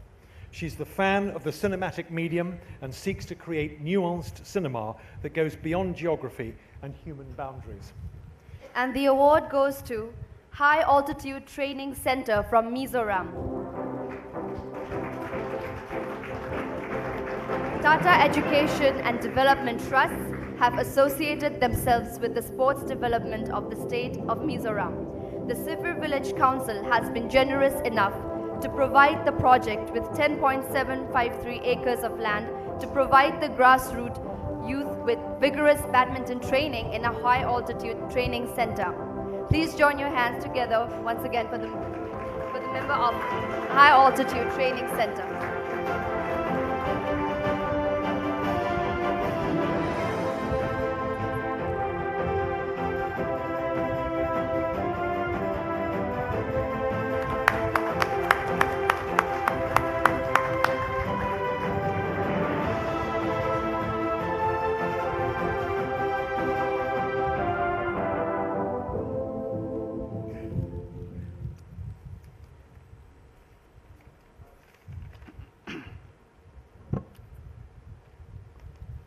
A very good evening, ladies and gentlemen, to all and one present here.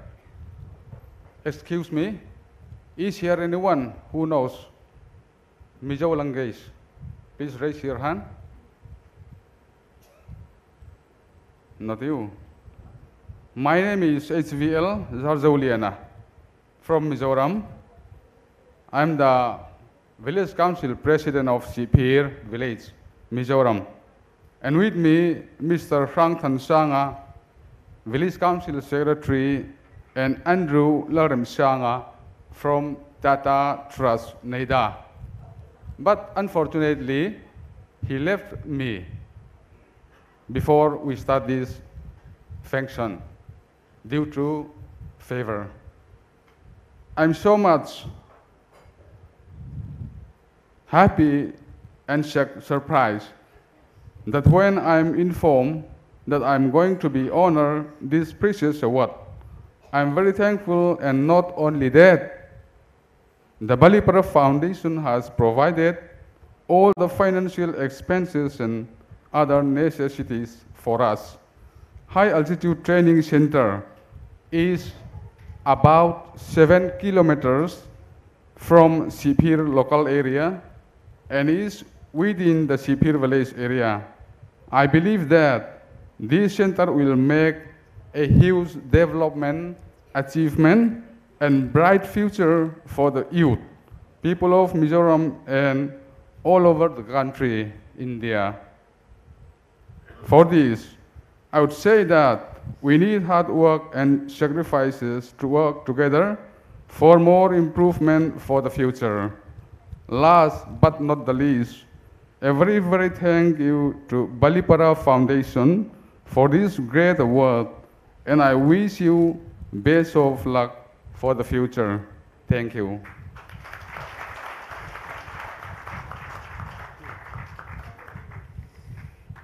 Thank you. Ladies and gentlemen, we have some special heroes tonight amongst us.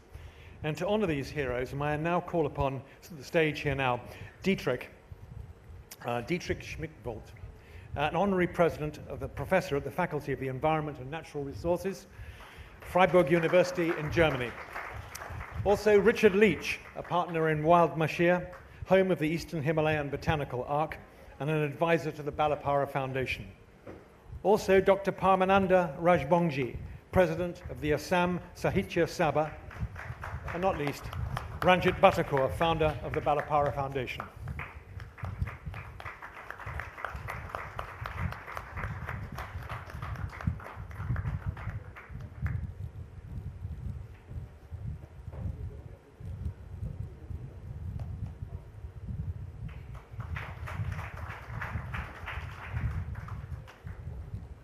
With great pride, let me introduce you to the three-generation boatmen. This award is an honor and tribute for their dedication towards cross-country preservation of the Eastern Himalayas. They are the heroes of Royal Manas National Park, which is said to be Bhutan's oldest treasure with its evolutionary history dating back to the 1960s. The Manas camp has been largely isolated due to the river, making it possible to reach the destination with the help of traditional wooden boats. The idea of the traditional boat was implemented when the third king of Bhutan, Jigme Dorji Wangchuk, visited the Manas camp. Ironically, the history of the Manas camp is largely associated with the boatmen, as the only means of transportation is by the river. The boatmen are originally Indian and have served three generations of kings. The first generation of boatmen are no more, but then the bigger dream is for the previous generations to hand over the prestigious occupation to the upcoming generations. These generations of boatmen from the same family carry knowledge of the Manas River, serving wildlife and humanity for ages. They have been Bhutan's first river guides dealing with harsh climatic conditions, making river transportation viable and safe. Please join me now in welcoming on stage the custodians of the river pathway to Bhutan's magical forest island of Manas National Park, the three-generation boatmen, Purshoram Chaudhary, Shankar Chaudhary, Rajkumar Chaudhary, Lokan Chaudhary, who are the cross-country preservation of the Eastern Himalayan awardees. Congratulations.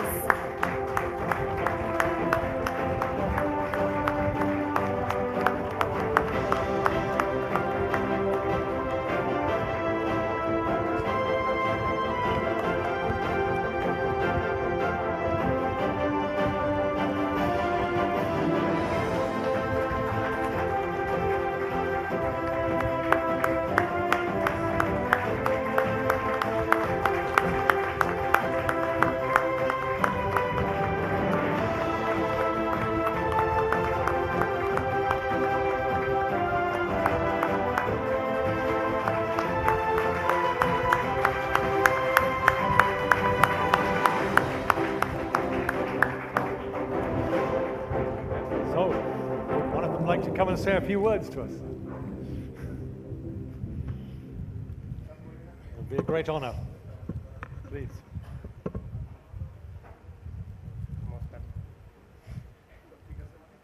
আমি দূৰৰ পৰা মানাসৰ পৰা আহিছোঁ এনেকুৱা আমি তো ইংলিছত ক'ব নাজানো আমি এটা অসমীয়াতে ক'ম গতিকে আমি ইণ্ডিয়ান মানুহ ভূটানত কাম কৰিছোঁ বহুত দিন কাম কৰাতে কথাতে এটা এনেকুৱা সুবিধা পাও নাছিলোঁ বা কোনো দিন দেখাও নাছিলোঁ আজি জংঘলত থাকি থাকি বুঢ়া হৈ গ'লোঁ গতিকে এটা আমি টাউনত আহি বৰ ভাল লাগছে আমাৰ এইগিলা অৱস্থা দেখা পাই বৰ ভাল লাগছে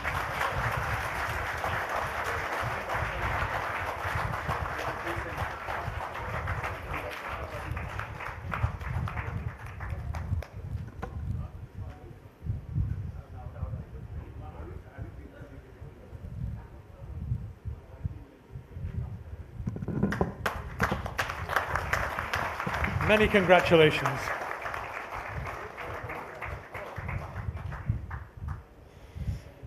I now want to take this opportunity of presenting a short film to you made by Prevent Year Zero and Climate Healers.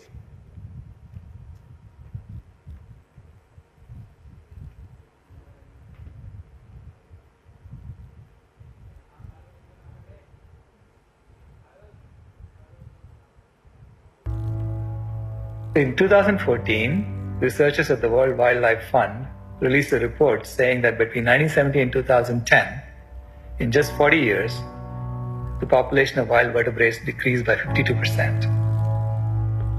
Then 2 years later, they released the second report saying that between 1970 and 2012, the population of wild vertebrates decreased by 58%.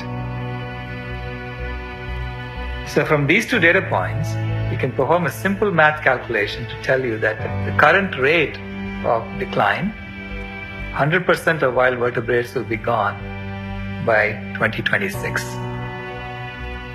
This is year zero, the year when all wild animals are gone.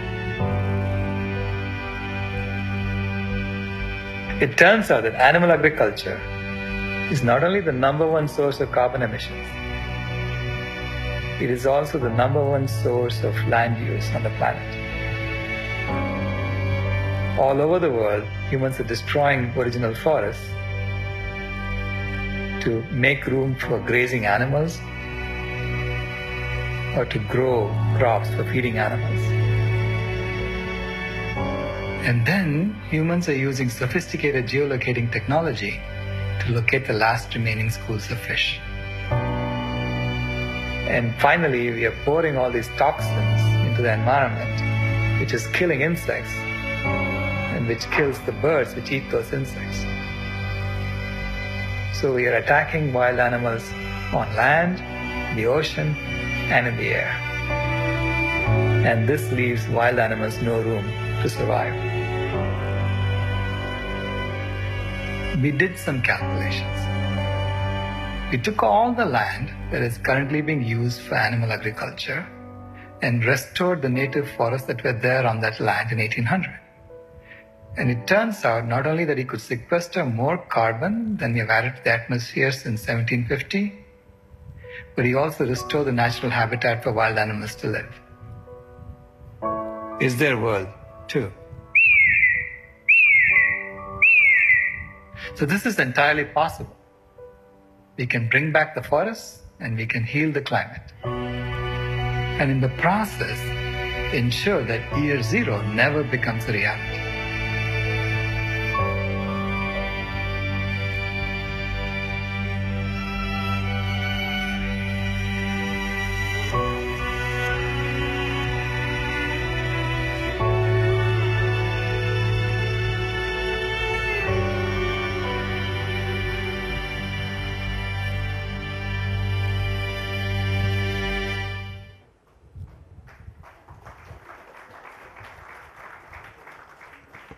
A seriously sobering message and warning, but one which I'm sure I can speak for everyone here by saying that we pledge ourselves to preventing year zero from ever becoming a reality. And now for tonight's final award, which is the Balipara Foundation Lifetime Service Award.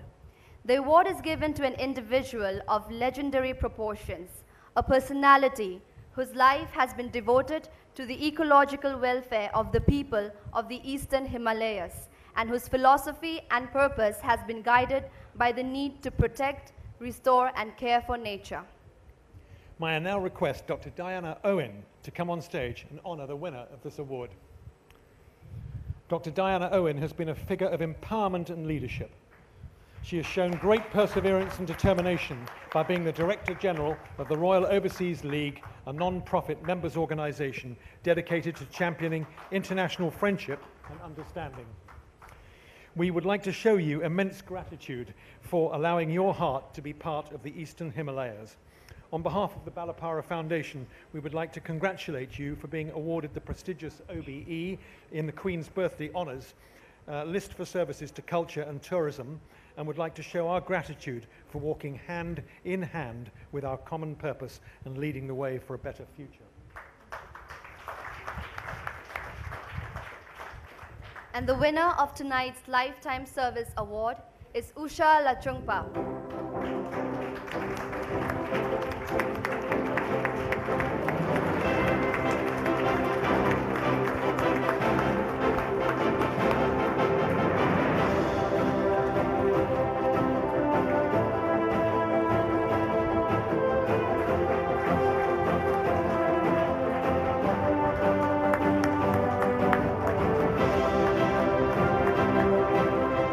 Usha has worked as the Principal Research Officer with the Sikkim State Forest Department, Government of Sikkim, for the last 20 years.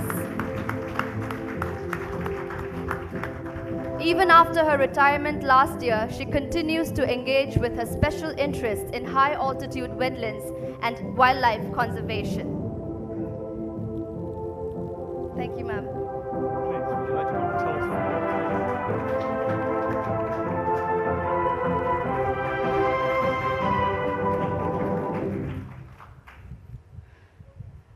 Good evening, everybody.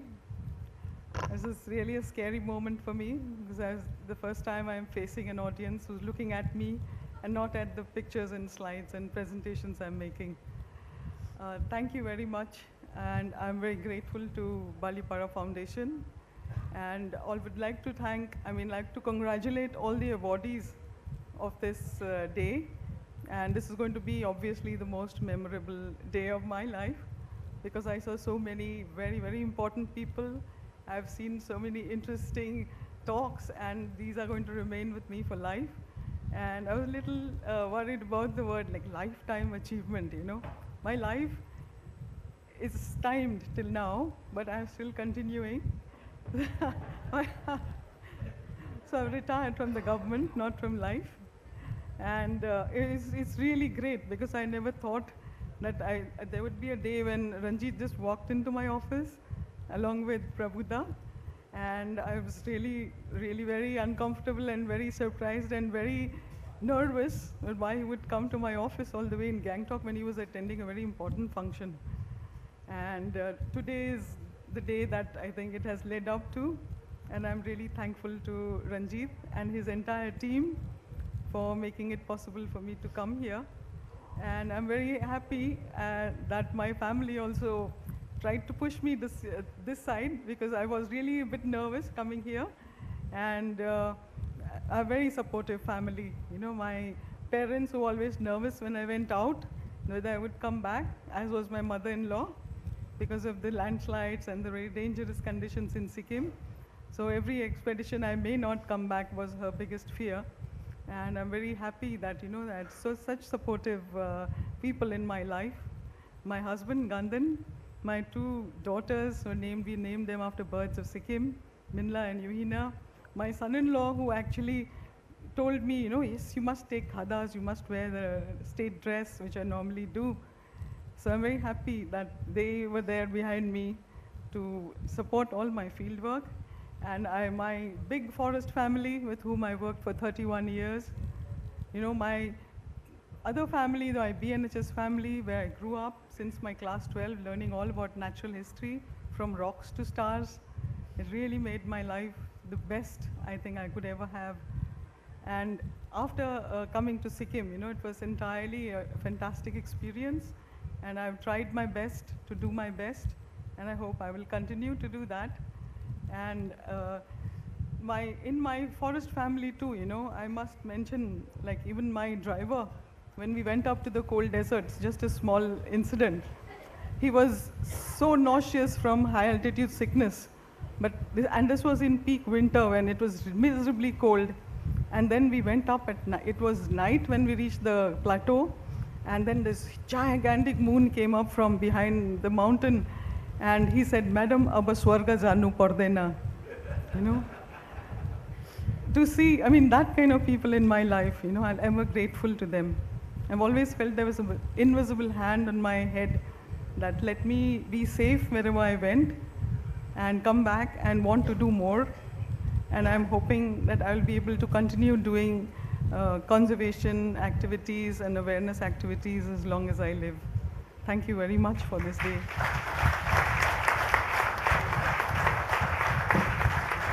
I would like to say thank you to Ranjit by offering a khada to his mother.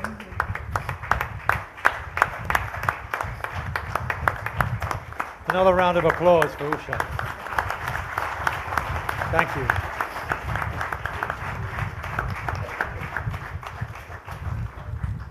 And on that note, this now draws our Balapara Foundation Awards tonight and our evening to a close.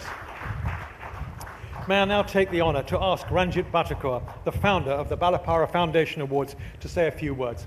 Please give him a huge round of applause.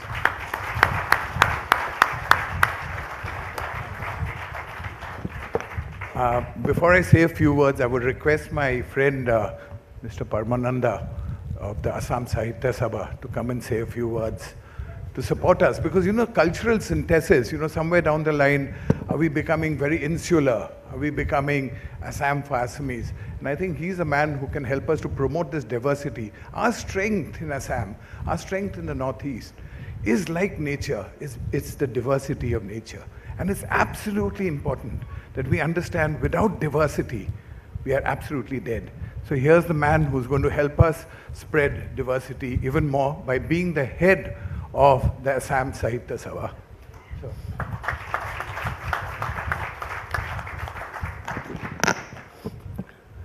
Namaskar.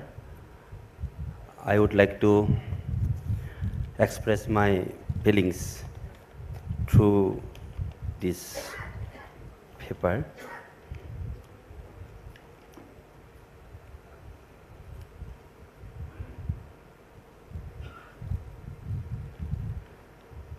Respected all dignitaries on the dais, and ladies and gentlemen present here today. First of all, I offer my heartfelt greetings to all of you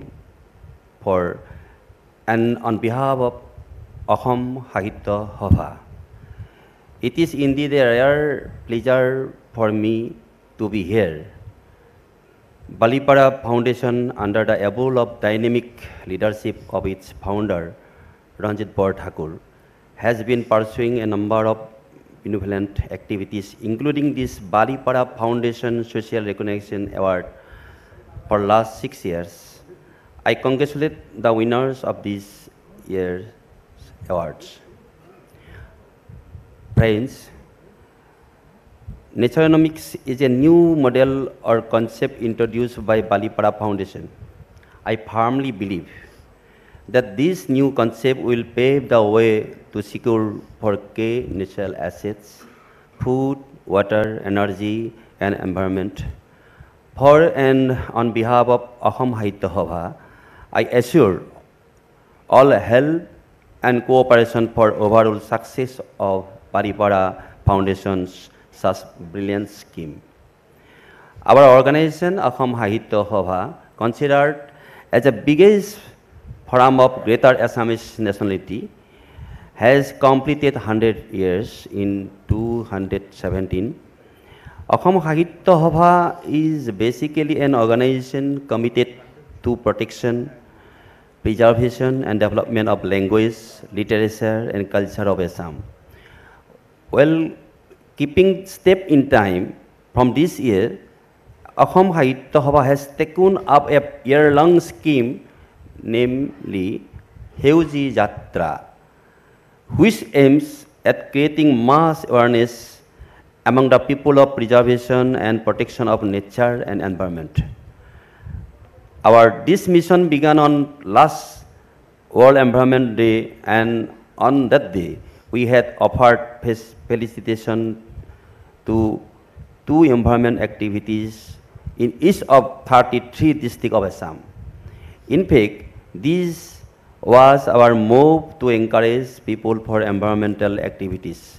There are people like Somodip Datta, who is taking all initiative to make Assam Sahitya Sabha's this year long mission a grand success. I sincerely seek all invaluable help and cooperation from all of you in this regard. I thank the organizers to giving me the opportunity to address this August gathering, and also express my gratitude to all for listening to me so minutely. Namaskar. Sira Senehimur Phaka Janani.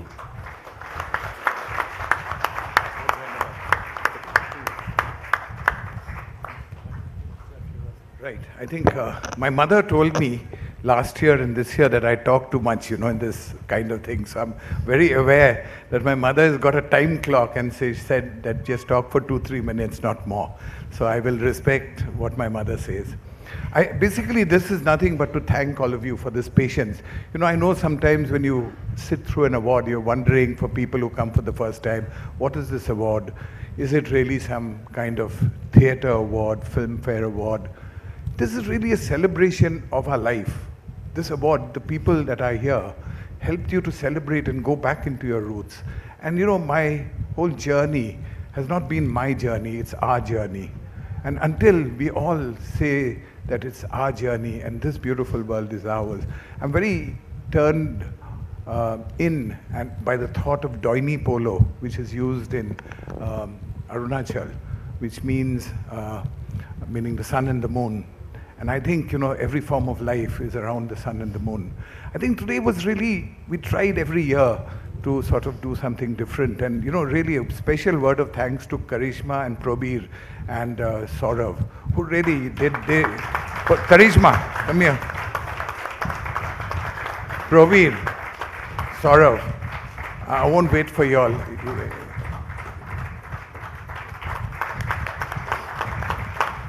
Oh, Probir. You're also here. Prabir took over as managing member last year of the trust when we had a deficit of about 2-3 crores of rupees. This year we have a deficit of nothing. Actually, we are a plus balance, despite the fact that many people let us down. So that's Prabir. Ours is not for money, but it's not without money either. So we actually work to do this. Most of the family foundations, and I must thank my wife for allowing me to sort of make her sign checks, which she blindly signs from her account mostly for this Balipara Foundation. She said, I don't know what you do with it, but that's it. I think Karishma is the CEO of Eastern Himalayan Naturenomics Forum. I have talked to her 3 times in the whole year.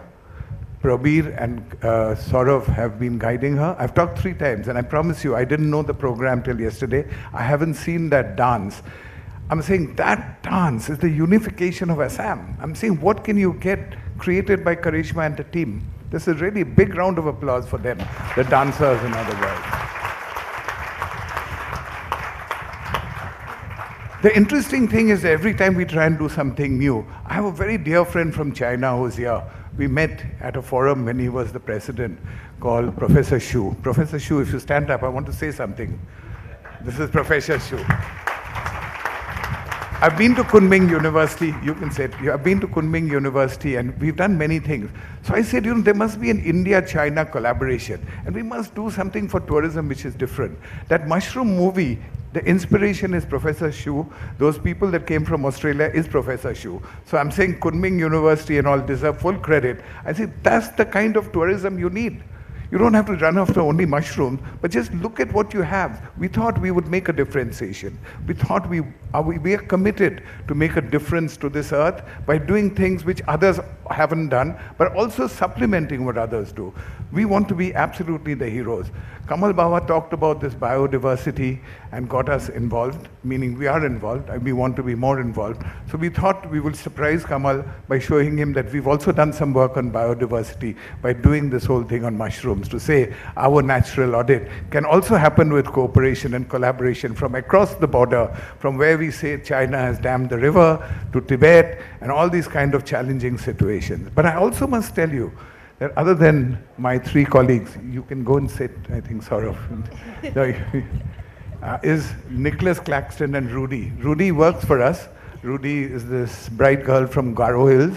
She worked studied in Shillong, and she's the officer who helps us to get money, by the way. So, and one day I came and Prabir said that I've got a new team, and this team, the old team looks new, and the new team looks new. So meet Rudy, who helps us to go around evangelizing this. And my friend at the back, Nicholas Claxton, 5 years, he lives in London. You've seen his CV, meaning I'm embarrassed to stand in front of him. I'm humbled that he actually accepts to come and every year speak at this. He's going to remain with us. He'll be on our advisory board in London and go and promote Assam. To me, the thank you also goes to Geo. As we speak, this program is being beamed to 220 million people. We wanted to do a first in Assam. This is the first time a nature community development program is being beamed across the world, including Facebook. So if you put on your Facebook now, you will see that we are actually live streamed on Facebook. So this is the first time in the history of India, let alone I don't know of any other country, but we are on 220 million sort of sets for people who want to see. We're also on Facebook. The press in India, I've always wondered, I like government. Mr. Bhanu, who's come all the way, he's now not in government, but hopefully will be in governance again, not necessarily in government, has been a good friend. He's been a good critic. He's been a good critic of a lot of the things. He's been in charge of tea. He understands the small tea growers side. He understands that I try to be in government, but if I'm not involved, I don't get too involved. And I haven't taken real help from government. Even for 15 years when I was an advisor, I didn't have the privilege of even buying one ticket from the government, unfortunately. But nobody encouraged me to do it, and nor did I encourage myself. But I think it's important that we understand government is us. To critique the government, it won't happen. You take Kamal Bawa, this whole thing that happened with Department of Science. We've got meaning a commitment of 3,000 crores from the government, whether they're diverse, not diverse, whatever the challenge is. That's big. It's because of Kamal. Government will understand what's good. Government has not licensed anyone to use the iPhone or cell phones. This is done by the private sector. So you cannot blame government for its intrusion or for its exclusion. I just believe that we have to take our own accountability and responsibility. 6 years of Balipara Foundation. I thank all the sponsors. I thank everybody with my heart, the hotel, the people who bear with us, the delayed conferences. Sorry guys, I know that we've not been very good at time management. I apologize for that. And I really don't know what to say. I'm so happy that these people who are winners should be, meaning guys who are really celebrated heroes. I cannot understand why tourism, meeting these people, meeting these heroes can't be the mission of states like this. I can tell you that this, I just showed you mushrooms and the components which Saurav had done. Mushrooms and the components. If you just extend that, and you extend what Kamal Baba is doing, and you extend whatever little bits we are doing, you can create 1.5 to 2 million jobs in the Northeast. You don't need anywhere. Good jobs, where you can feel proud of your son, where you feel proud of your children, where you feel proud of your brothers and sisters. Not to say that my son is working in a city or in TCS or in any other organization. Those are great. But it is not the lack of opportunity here. It's the lack of will on our part, not government. We have to find that. We have to find our own nose.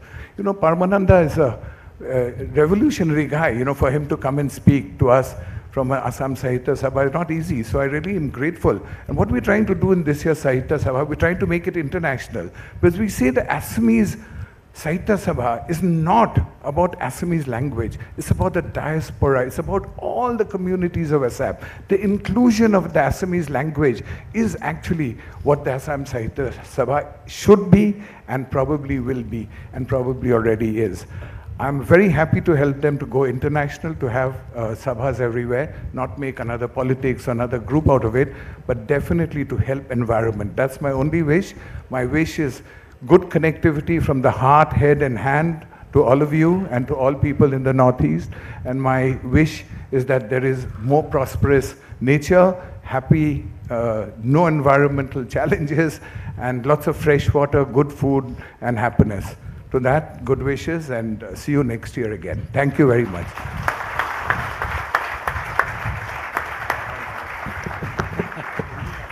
Thank you. Thank you, Ranjit, very much. And that just really makes me want to just echo briefly Ranjit's point, and not least of all, a huge thanks to Karishma, and not least of all to my co-host. A big round of applause, please, also to Rudy, and to all the production team here, who've worked very, very hard in a very short space of time, I might add, to put all this together tonight. If it seems faultless, that's a miracle, but anyway, there we are. And it brings to a conclusion our tonight's awards. And I'd like to say, not least of all, please join us now for dinner and refreshments. And before that, can I please also request all our winners to come up on stage for a photo opportunity, please. And thank you all very much again.